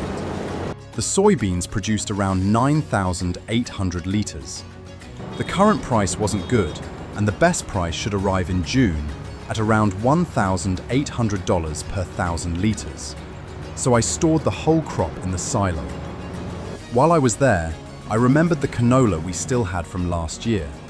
The price was good, so I sold it in several loads. The trailer only holds 3,000 liters, which meant a lot of driving, but each load brought in close to $3,000. By the time the final load was sold, the bank had climbed to $166,000. Before finishing October, I cultivated the nano clay area beside the processing plant. The sand had changed completely, and the cultivator turned it into a strip of dark soil. That land was now ready for apple trees and strawberry greenhouses. In November, both cotton fields were ready. This was the first full harvest using the case cotton harvester across both fields. It moved through the rows quickly, taking around 5 rows at a time, instead of the 2 rows the old hand picker could manage. The first field was finished quickly. The second was larger, but even after harvesting both, we only produced around 16,000 liters of cotton. That was about 80% of one full bale. It was still worth good money, but it showed that the cotton operation needed to grow again if we wanted a production chain around it. We finished November with $223,000 in the bank. A sugar mill cost $240,000. A rope maker cost $300,000. The sugarcane harvester cost $350,000, and the planter would add another $85,000. We were getting closer, but we still couldn't afford the next major step without wiping out everything we had. In December, the new nano clay area beside the processing plant was ready. I placed 4 apple orchards there, then added 4 strawberry greenhouses alongside them. That gave the fruit and vegetable factory 2 products it could use straight away: apples for apple juice, strawberries for strawberry juice. So through January and February, I focused on income. The gardens kept producing, the apricot orchards kept producing, the glass and pottery buildings kept producing. I sold what was ready, kept the main systems topped up, and cultivated every harvested field, so the farm was prepared for spring. By March, we had $284,000 in the bank. That was finally enough to power the fruit and vegetable processing plant. I bought the 20 kilowatt vertical axis wind turbine for $200,000 and placed it beside the factory. I activated apple juice and strawberry juice production, then set the orchards and greenhouses to distribute everything directly into the factory. That meant no loading, no transporting, and no pallets sitting around waiting. The fruit would move automatically into production. With that running, I moved on to planting. I hitched up the Sky agriculture planter, attached the fertilizer tank to the front, and filled both with what they needed. Cotton had to go in first. I planted the original cotton field, then moved across to the larger cotton field and planted that as well. 6 meters at a time, planting and fertilizing together, and both fields were finished quickly. Then I looked at the sugarcane equipment. The 2-row billet planter cost $85,000. We had $84,300, so we were only $700 short. The quickest solution was the cotton bale stored in the barn. It held around 16,000 liters, so I loaded it onto the flatbed trailer and took it to the shop. The bale sold for around $40,000, pushing the bank up to $126,000. That gave us enough to buy the sugarcane planter for $85,000, plus the sugarcane needed to fill it. The planter was much heavier than our normal equipment, so I added the front weight before taking it to the fields. The first sugarcane field went in beside the yard.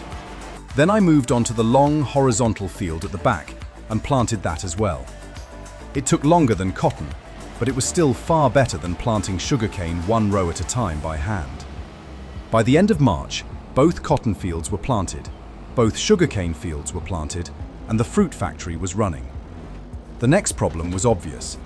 We now had sugarcane growing, but no way to harvest it. The proper case harvester still cost $349,000. So in April, I went back to selling. I loaded the trailer with excess sand, dirt, clay pots, clay bricks, and clay cups, then took everything to the shop. After that, I collected the glass products: flasks, jars, bottles, and cake boxes. That load brought in around $22,000 and gave us enough room to start another expansion. So I bought 6 bags of Nano Clay for $132 and filled the spreader. The first new area ran beside the strawberry greenhouses in a long, straight line, all the way down to the end of the existing fields. I kept the width close to the smaller irrigation system so it could be treated in one pass. Then, at the far end, I turned and created a second field running horizontally across the back of the farm. This one stretched behind several existing fields and became the largest area we had treated so far. Once all the Nano Clay was down, I filled both irrigation systems with water. The smaller machine covered the first field. The larger system covered the long rear field.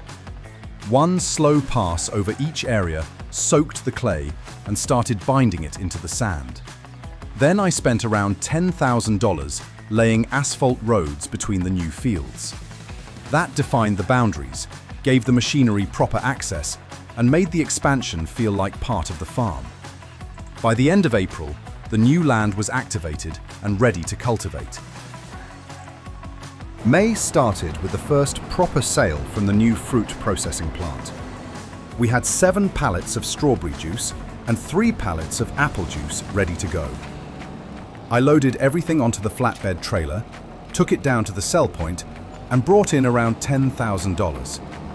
It wasn't huge money yet, but it was better than selling the fruit raw, and the factory had only just started working. Then, I hitched up the harrow and headed out to the 2 new Nano Clay fields. The first field ran beside the strawberry greenhouses. I cultivated the whole strip, turning the treated sand into proper soil. Then I crossed the asphalt and started on the much larger rear field. That one took most of the month. Pass after pass, working through the Nano Clay until the whole area had changed from empty desert into another usable field. Once both were finished, I swapped the harrow for the Sky agriculture planter.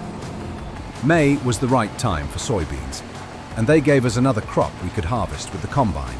So I planted the smaller new field first. Then I moved on to the huge rear field. That was the largest field we had ever planted, and it took the rest of the month to finish. But by the end, both new fields were full of soybeans. More land, more crop, more money later. In June, I started by clearing out the production yard. The stone crushers had built up piles of dirt, lime, and other excess material, so I loaded everything onto the trailer and sold it. That pushed the bank up to around $210,000. Then, I went back for the pottery and glass products. Clay cups, pots, bricks, bottles, jars, flasks, and cake boxes. That second load brought in another $27,000. The crops were growing well, but the weeds had arrived across nearly every field. So I bought 4 pallets of herbicide for $9,600 and hauled them back to the irrigation systems. The smaller machine handled the narrower fields. The larger system covered the huge soybean field and the main cotton field. That is where these irrigation machines really earn their money. Instead of driving up and down every field with a small sprayer, one pass covered nearly the entire width. By the time both machines were parked again, every field had been sprayed. I sold the unused herbicide, then loaded the newest apple juice and strawberry juice onto the trailer and took that down to the sell point as well. That pushed the bank to around $235,000. June was also the best month to sell the soybeans we had stored from last year. We had close to 10,000 litres in the silo, and the price was around $1,700 to $1,800 per 1,000 litres. The problem was still the trailer. It only held 3,000 litres, so the first load went down and made about $5,500. Then I came back for the second load. Then one final trip for the remaining 2,600 litres. By the time the silo was empty, we had $253,000 in the bank. The old trailer had done the job, but we were definitely reaching the point where 3,000 litres was no longer enough. In July, the regular income from the gardens, orchards, glass, pottery and juice production had pushed the bank up to $354,000. Every field now needed its second fertilizer pass. I bought 4 pallets of liquid fertilizer for $12,800, loaded them onto the trailer and took them out to the irrigation systems. The large machine covered the main cotton field and the huge new soybean field. The smaller system handled the remaining fields. Once again, the whole job was finished in a few passes. Every crop was now fully fertilized. The weeds were gone, and the fields were in the best condition we could give them. After paying for the fertilizer, we still had $342,000. The sugarcane harvester cost $349,000. We were only $7,000 short. So I loaded the remaining glass products, dirt and anything else I could sell onto the flatbed trailer. That final load brought in $16,200. We finally had enough. I drove back to the shop and bought the Case sugarcane harvester for $349,000. That left us with just $8,500.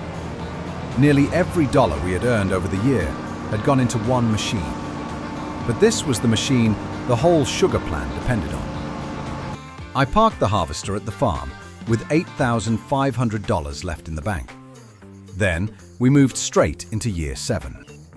Year 7 started with $102,000 in the bank, and the first job was upgrading the tractor. The old one had done plenty of work, but the farm had outgrown it. The sugarcane planter was heavy, the trailers were getting bigger, and most of the new equipment needed more power. In the used sales, I found a JCB Fast Track 8000 at 61% off. It had 348 horsepower and cost $97,000 with wide tires. I sold the old tractor for $38,000, bought the JCB, and was left with around $43,000. That was a huge upgrade, and it should now handle almost any job on the farm. To bring some money back in, I loaded the flatbed trailer with glass and clay products and sold the lot for $8,300, taking us back above $50,000. Then I checked the glass factory. Even after last year's expansion, it was still running out of silica sand.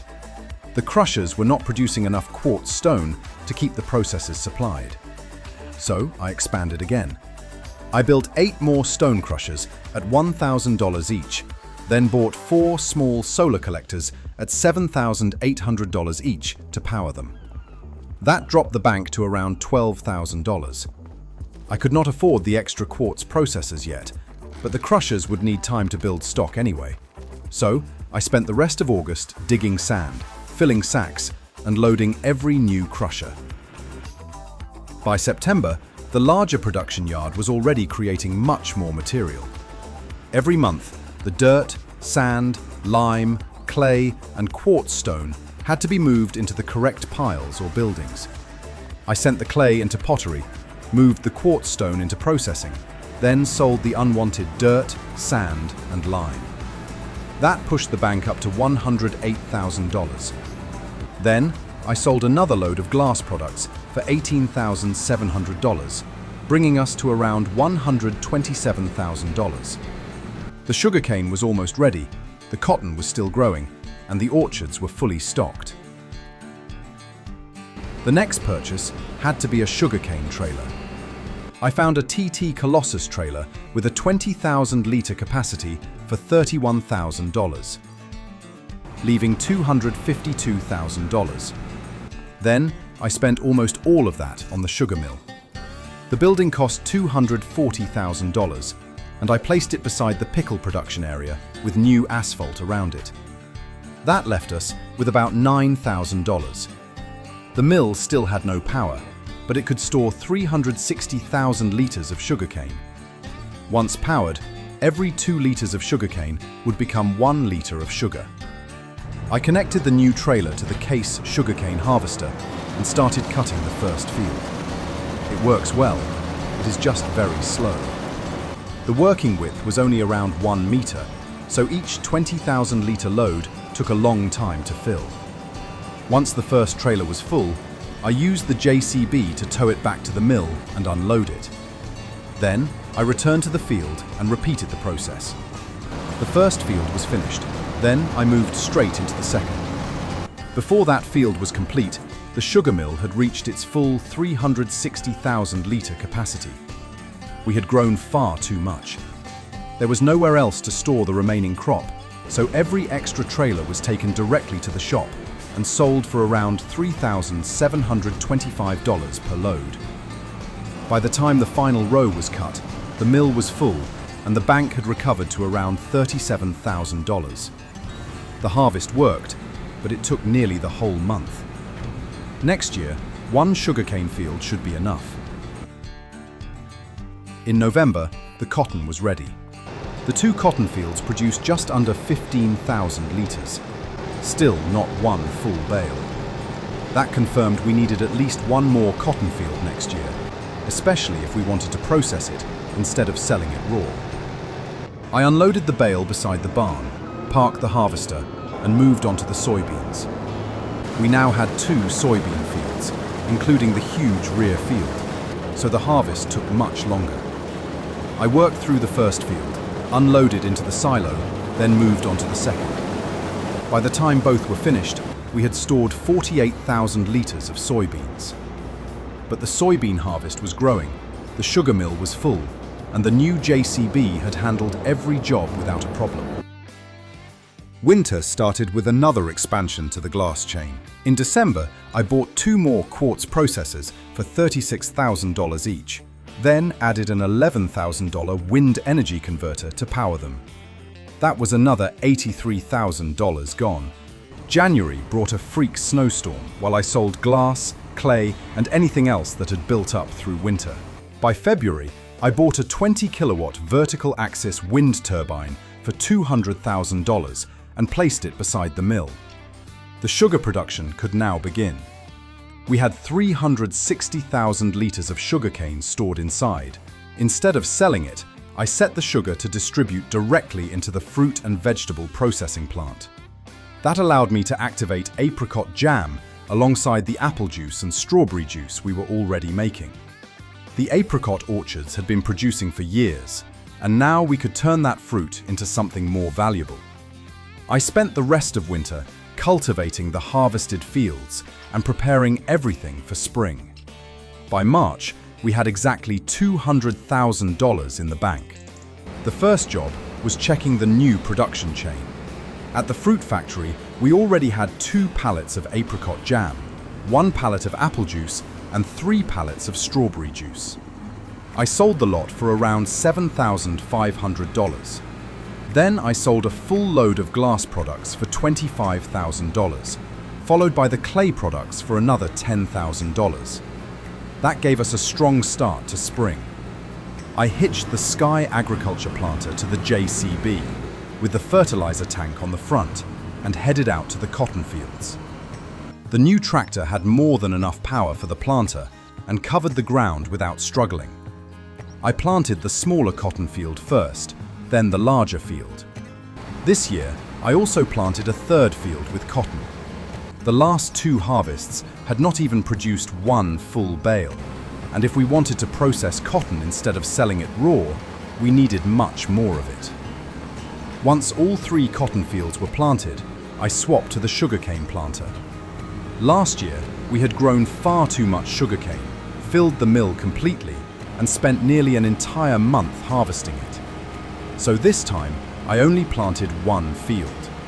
The 2-row planter went into the long field beside the yard, and after a few passes, the sugarcane was back in the ground.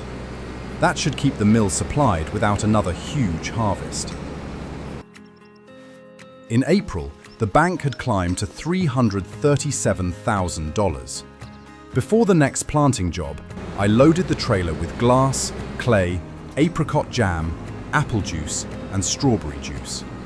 The load sold for around $27,000, lifting the bank to $364,000. Then I planted soybeans across the 2 large rear fields again. They had produced 48,000 litres last year, and with the best price arriving in June, they had become one of our most reliable crops. Once both soybean fields were planted, I turned to the machinery yard. The old barn was completely overcrowded.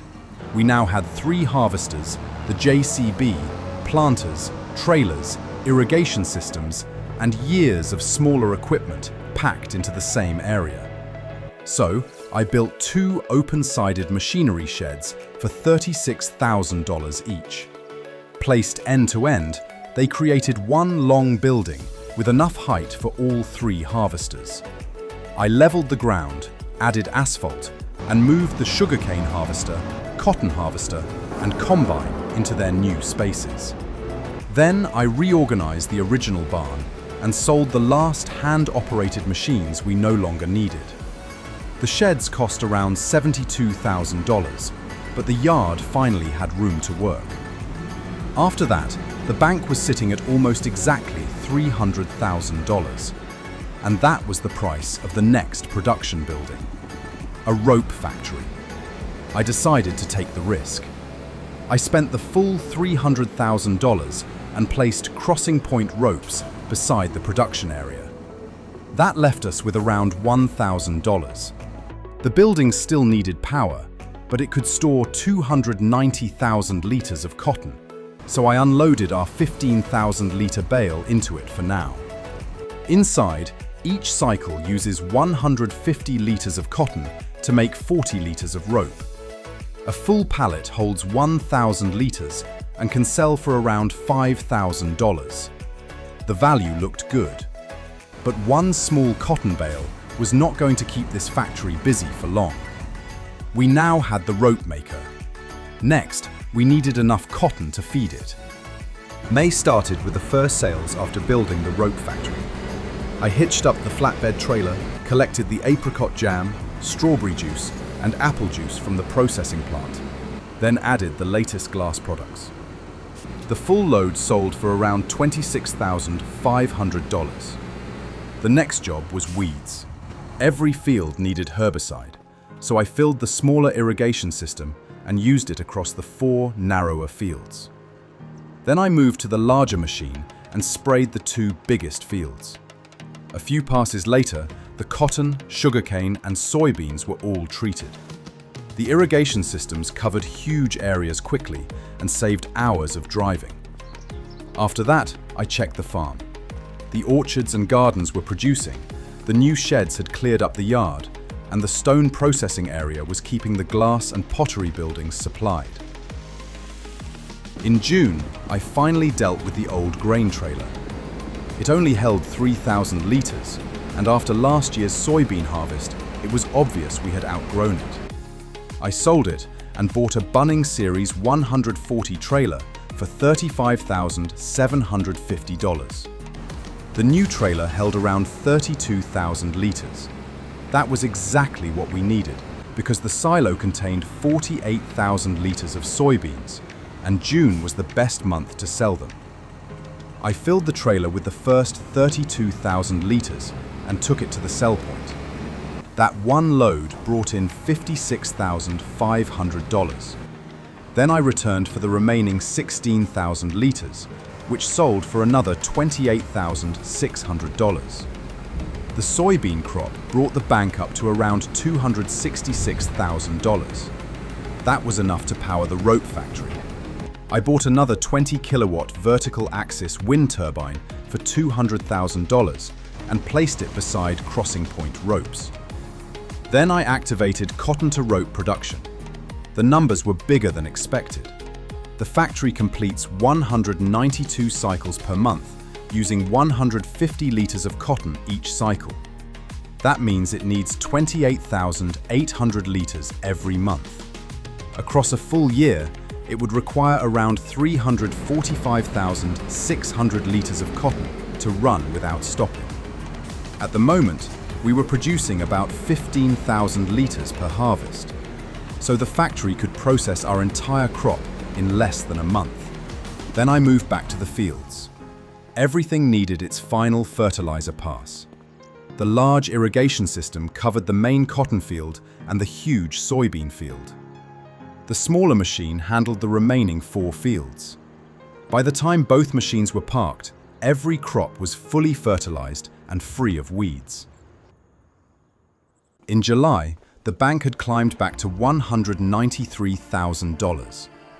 I drove over to the rope factory and found our first 3 pallets waiting outside. That was 3,000 litres of rope. Based on the listed price, I expected around $15,000. The sale actually brought in close to $20,000, pushing the bank up to $213,500. Then I collected the latest glass and clay products. That load brought in another $42,000. The expanded crusher setup was finally showing in the income. We still could not keep the glass factory running constantly, but production had improved.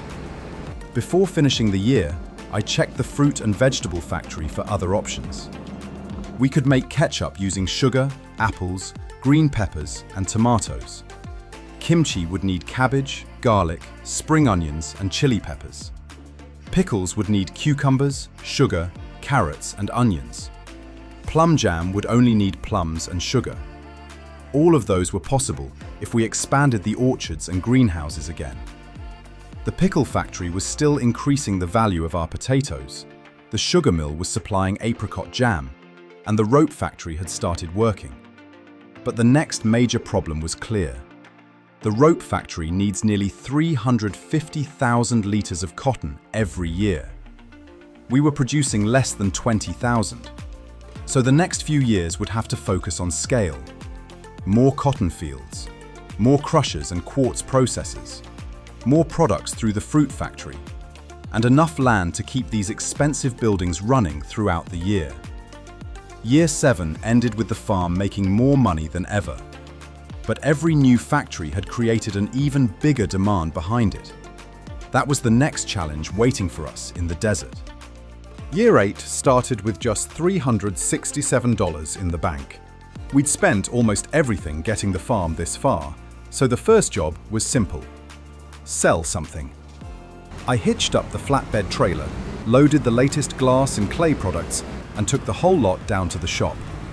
That brought in $21,000. Not a fortune, but enough to get moving again.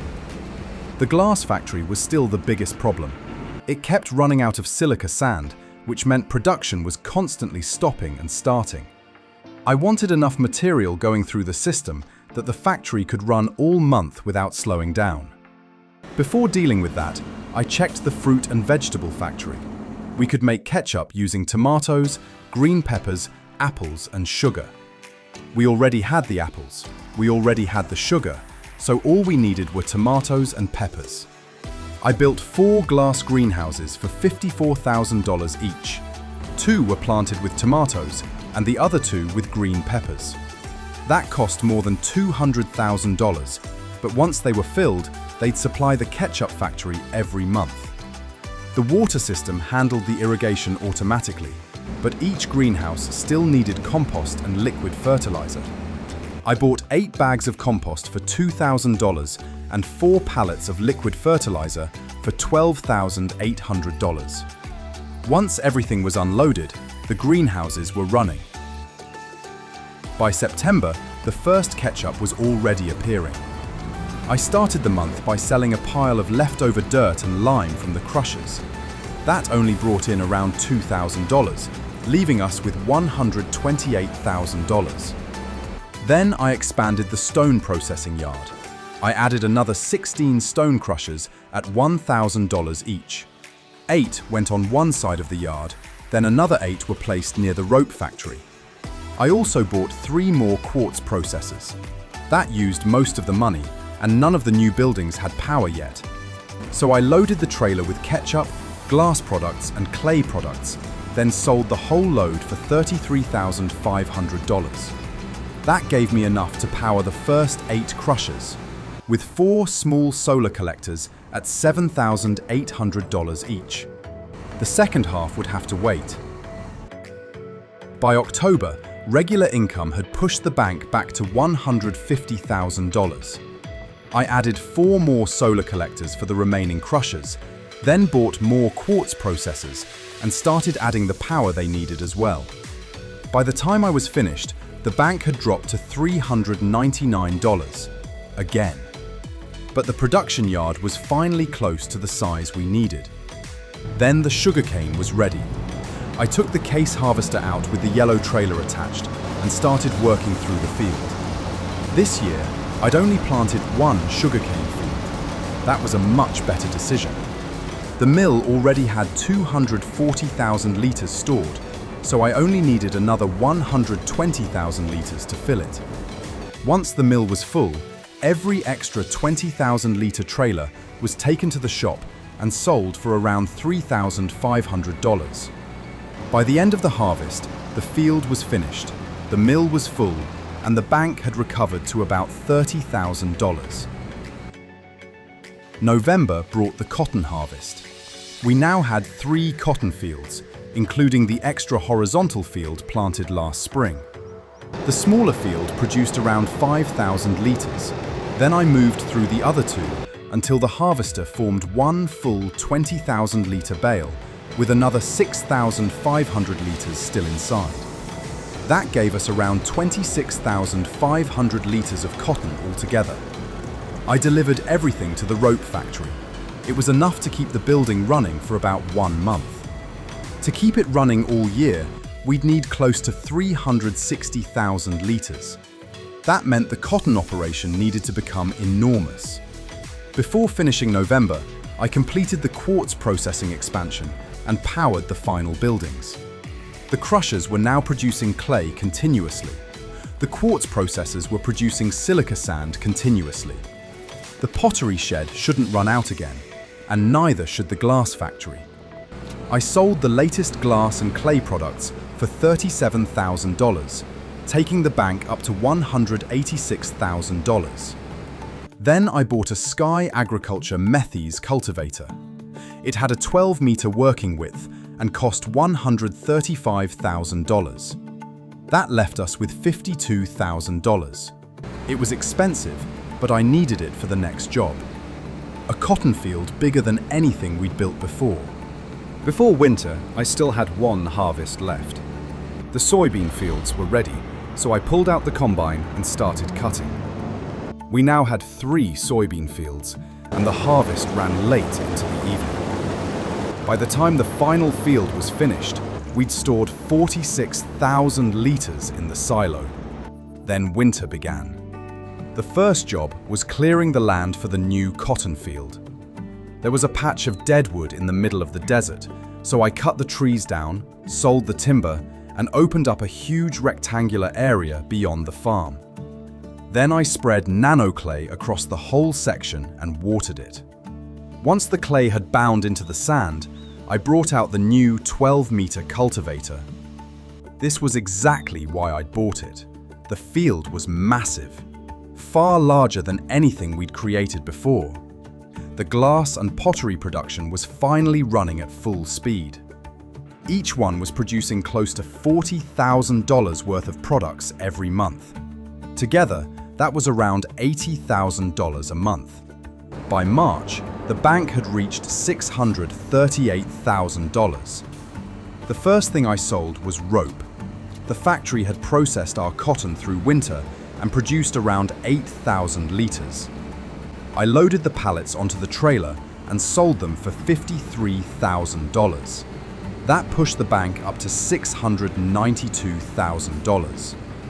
Then I drove out to the new cotton field. It was so long that I could barely see the far end. The field was ready. The problem was our planter. The old Sky agriculture machine was only 6 meters wide. Using that on this field would take forever. So I sold it for around $33,500, then sold the front fertilizer unit for another $13,000. With $738,000 in the bank, I bought a Kinsey Blue Drive planter for $250,000. It had an 18.2 meter working width, could plant nearly every crop we used, and applied liquid fertilizer at the same time. That changed everything. I filled it with cottonseed and fertilizer, unfolded it at the new field, and started planting. Even with a planter that wide, the field still took time, but it was finally manageable. I planted cotton in the massive new field and the longer original cotton field.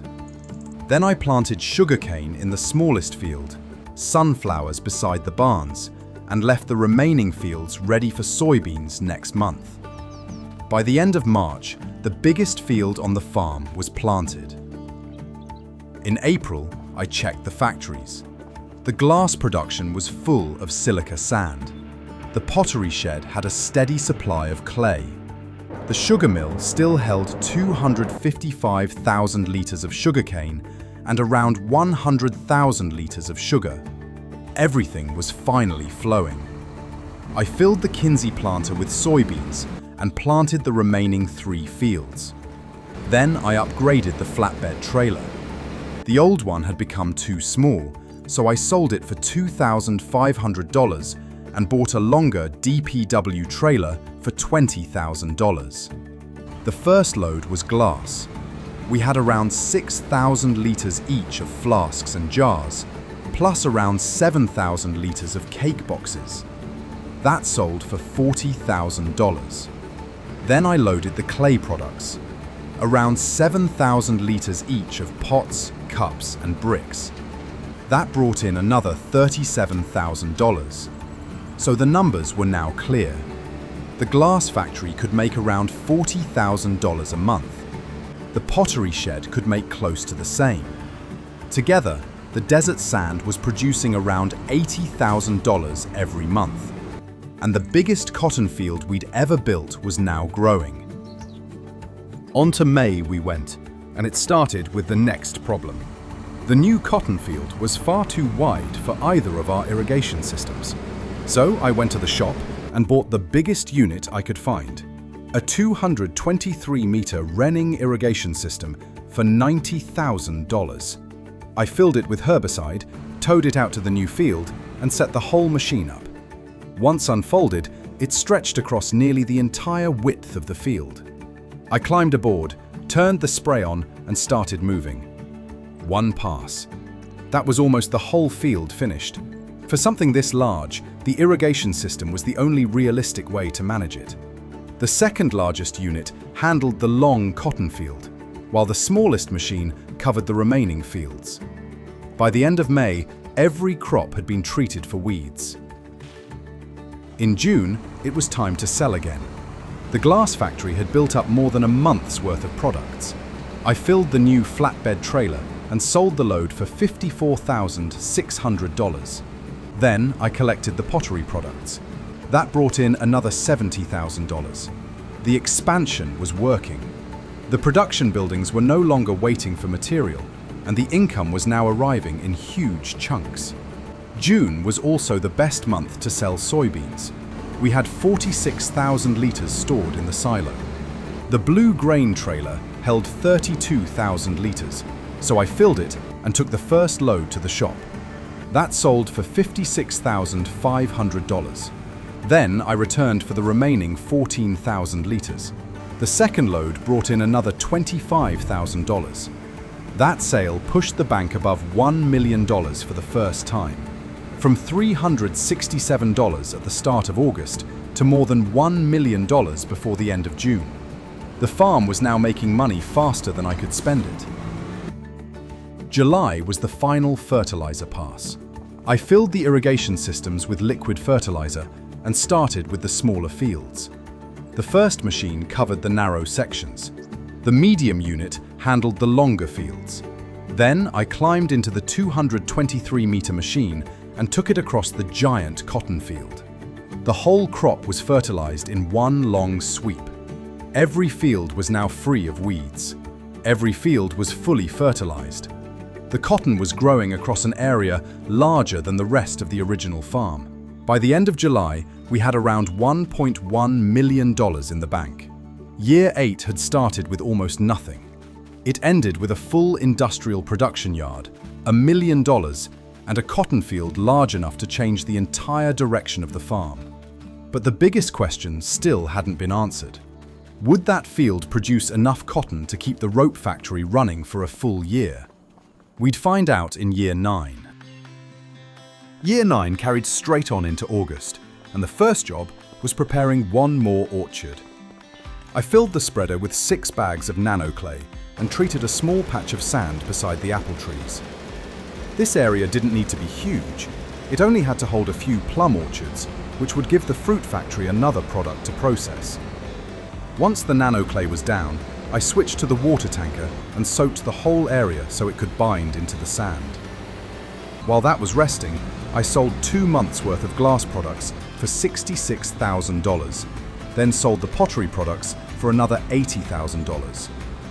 That pushed the bank up to around $1.4 million. The farm was making serious money now, but the old topliner combine was starting to look tiny beside everything else. So I sold it, along with both headers, and stayed with Case for the replacement. The new Case AF11 cost $740,000. Then I bought a 15.2-meter grain header for $147,000 and a 13-meter sunflower header for $156,000. That was a huge amount of money in 1 month, leaving us with around $480,000. But harvesting soybeans and sunflowers should now be far quicker. In September, the Nano Clay area was ready. I cultivated it into soil, then placed 3 plum orchards for $45,000 in total.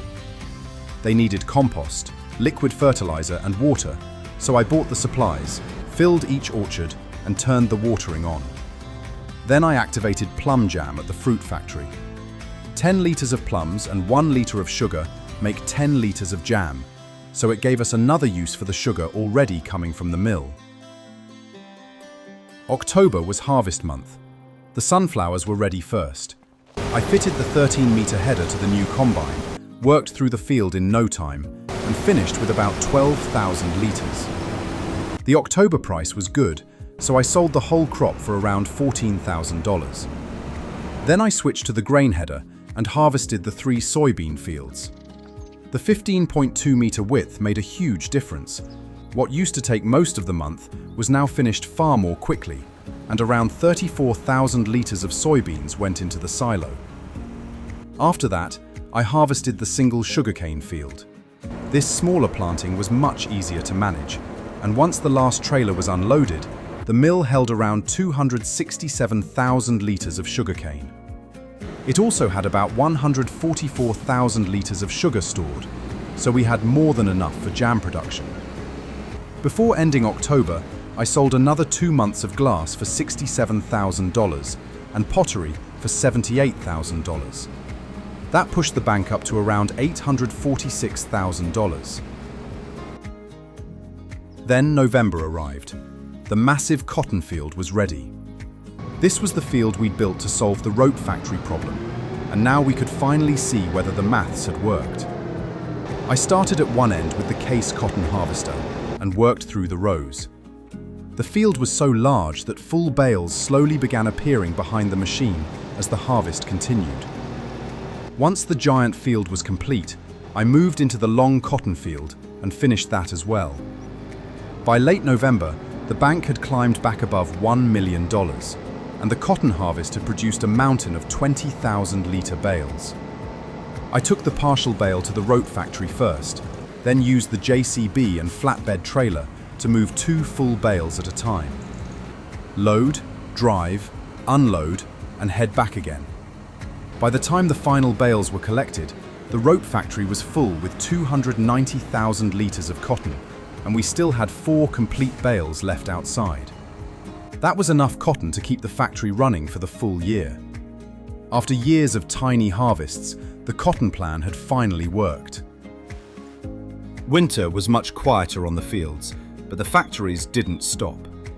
The rope maker was now processing around 26,000 litres every month. The glass and pottery buildings were producing close to $80,000 between them each month, and the orchards still needed compost, fertilizer, and water to keep everything moving. For the first time, the farm wasn't struggling to survive winter. It was making money while most of the machinery sat still. That was when I started thinking about the final year. We'd already turned huge areas of sand into farmland, but most of the desert was still empty. So I came up with one last project. In year 10, I wanted to transform the entire desert around us into a much larger oasis. Not another field, the whole desert. Grass, trees, bushes, improved soil, and somewhere for wildlife to return. It would need huge amounts of nano clay, water, new roads, landscaping, and thousands of plants across land we'd never touched before. To do that, I estimated we'd need around $3 million. So from this point, the goal was to keep spending under control and build the bank balance before the end of year 9. There were 29 pallets waiting outside. That was 29,000 litres of rope. Inside the factory, there were still 254,000 litres of cotton left to process, so the huge harvest was doing exactly what we'd planned. I loaded every pallet onto the trailer, drove down to the shop, and sold the lot for $194,000. That pushed the bank up to $2,098,000. We were now less than $1 million away from the restoration target. Then it was time to plant. The Kinsey planter can direct drill, so I didn't need to cultivate the cotton fields again. I filled it with cottonseed and fertilizer, unfolded all 18.2 meters, and started on the massive field. Even with a planter that wide, it was still a serious job, but it was nothing compared with the old 6-meter machine. Once the giant field was planted, I moved on to the second cotton field and finished that too. Then I swapped to the sugarcane planter and planted the small sugarcane field again. One field had been plenty last year, so there was no reason to double the work. By April, the bank was close to $2.3 million. The soybean planting window had opened, so I took the Kinsey out again and planted all 3 soybean fields. That gave us cotton across the 2 main fields, sugarcane in the smaller field, and soybeans across the remaining land. With the planting finished, I checked the production yard. The glass factory had silica sand waiting. The pottery building had clay waiting. The crushers and quartz processors were finally balanced well enough to keep both buildings moving. That whole setup was now effectively finished. The original potato gardens were still producing near the house. The apricot, apple, and plum orchards were all working. The greenhouses were supplying tomatoes, peppers, and strawberries. We had one target left: $3 million before the end of July. May arrived with just under $2.5 million in the bank. The crops were growing, but so were the weeds. So I filled the irrigation systems with herbicide and started the usual run across the farm. The smallest machine handled the narrow fields. The medium unit covered the longer sections. Then the 223-meter system crossed the giant cotton field in one pass. That machine still looked ridiculous every time it unfolded, but without it, managing a field this size would have taken days. By the end of May, every field had been sprayed. In June, I repeated the whole process with liquid fertilizer. The cotton, soybeans, and sugarcane all received their second application, and every field reached full fertilizer. Then it was time to sell the soybeans stored from last year's harvest. There were around 34,000 liters in the silo. I filled the blue trailer with 32,000 liters and took the first load down to the shop. Then I came back for the final 2,000 liters. Once both loads were sold, the bank had reached $2,690,000. We were close now, just over $300,000 away from the money needed for the desert restoration. By July, the bank had climbed to around $2.8 million. There wasn't much fieldwork left to do, so I went straight to the rope factory. It had been about 6 months since the last collection. Outside, there were another 30 pallets waiting. That was 30,000 liters of rope. Before loading them, I checked the cotton storage. There was still 142,000 liters inside. So even after months of constant production, the factory still had enough cotton to keep running until the next harvest. The massive field had done its job. This was the sale we'd been waiting for. The rope brought in around $200,000, and just like that, the bank passed $3 million. 9 years earlier, I'd arrived here with an axe, a tent, and no money. Now the farm had giant cotton fields, powered factories, orchards, irrigation systems, sugar production, rope production, glass, pottery, juice, jam, ketchup, and more machinery than the original barn could hold. But the $3 million wasn't for another harvester, it wasn't for another factory, and it wasn't for another field. This money was for the desert itself. I drove the JCB back to the farm, parked the trailer, and walked out beyond the sugar mill and rope factory. The farm behind me was green and productive. The land ahead was still empty sand stretching towards the horizon. That was the final challenge. In year 10, there'd be no normal harvest, no chasing crop prices, no building another production chain.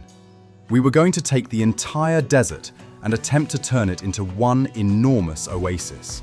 Grass across the sand, trees around the horizon, bushes, soil, roads, and somewhere for wildlife to return. Everything we'd learned from Nano Clay and irrigation would be used on a scale we'd never attempted before. We had $3 million. We had 1 year left, and by the time it was over, this desert shouldn't look anything like the place where we started. I began around the original oasis. It made sense to start with the one part of the desert where life already existed, then slowly extend that green area outwards instead of creating something separate from it. The first stage was the ground itself. Before adding trees or shrubs, I needed to create a continuous layer of vegetation across the sand. Grass wouldn't only change the color of the landscape, its roots would help hold the loose surface together, reduce the amount of soil moving in the wind, and create some protection for whatever was planted next. In a real desert restoration project, the first plants are rarely chosen because they look impressive. They're chosen because they can survive. Hardy grasses and low shrubs can tolerate heat, limited water, and poor soil far better than larger plants. Once they're established, they create shade at ground level, trap organic material, and reduce evaporation. Over time, that makes it easier for other species to follow. That was the idea here. Instead of trying to build a finished forest immediately, I started by creating the base layer that everything else would depend on. The empty yellow ground slowly disappeared beneath grass. Then, the longer growth went in around it, breaking up the flat surface and making the area feel less artificial. Shrubs were added in groups rather than perfect rows, leaving open spaces between them and following the natural shape of the land. Trees came last. Some were placed close to the oasis, where access to water would be easiest. Others followed the new dirt path through the center, creating shade and giving the area a clear route from one side to the other. That path mattered more than I expected. The old desert had almost no landmarks once you moved away from the farm. Every direction looked the same, and distance was difficult to judge. The new path gave the landscape a shape. It connected the oasis to the open desert, then carried on through the grass and trees, making the whole area feel like somewhere people could actually move through instead of something that could only be viewed from a distance. When the first section was finished, I walked through it slowly. The change was immediate. The ground was no longer bare. The wind moved through grass instead of lifting sand from the surface. Shrubs filled the gaps between the larger trees, and the original oasis no longer felt like one tiny green patch surrounded by nothing. It had become the center of something much larger. This was only the first stage, but it showed what the rest of the project could become. The farm had always been built through small, practical improvements. One garden, one field, one machine, one production building. This project was different. There was no harvest waiting at the end of it, and no product to sell. The reward was the landscape itself. For the first time in 10 years, I wasn't asking what this land could produce for the farm. I was asking what the farm could give back to the land. Once the first section was established, I moved north beyond the largest fields. This was where the scale of the project became clear. The farm looked enormous when viewed from the ground, but from high above, it still occupied only one part of the desert. Beyond the cotton fields and production buildings, the sand carried on towards the horizon. So I continued extending the new vegetation away from the oasis. The grass went down first, covering the open ground and joining the new section to the existing green areas around the farm.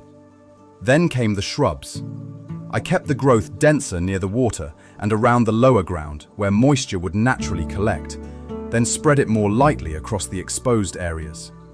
The trees followed the same pattern. Larger groups were placed where they could form sheltered areas, while smaller groups were scattered across the wider landscape so the greenery didn't end in one sharp line. That gradual transition made the whole area feel far more believable. A healthy landscape isn't normally one solid wall of trees. It has open ground, taller growth, low scrub, shaded areas, and spaces where different plants can establish themselves. That variety also matters for wildlife. Dense trees can provide shelter, but open grassland is useful too. Shrubs can become nesting areas, while fallen leaves and plant material slowly add organic matter back into the ground. None of that happens instantly. The trees we planted wouldn't become a mature forest in 1 year, and the soil beneath them would take far longer to change completely. But every restoration project has to begin somewhere. The important part was creating enough connected habitat that the landscape could continue developing after the work stopped.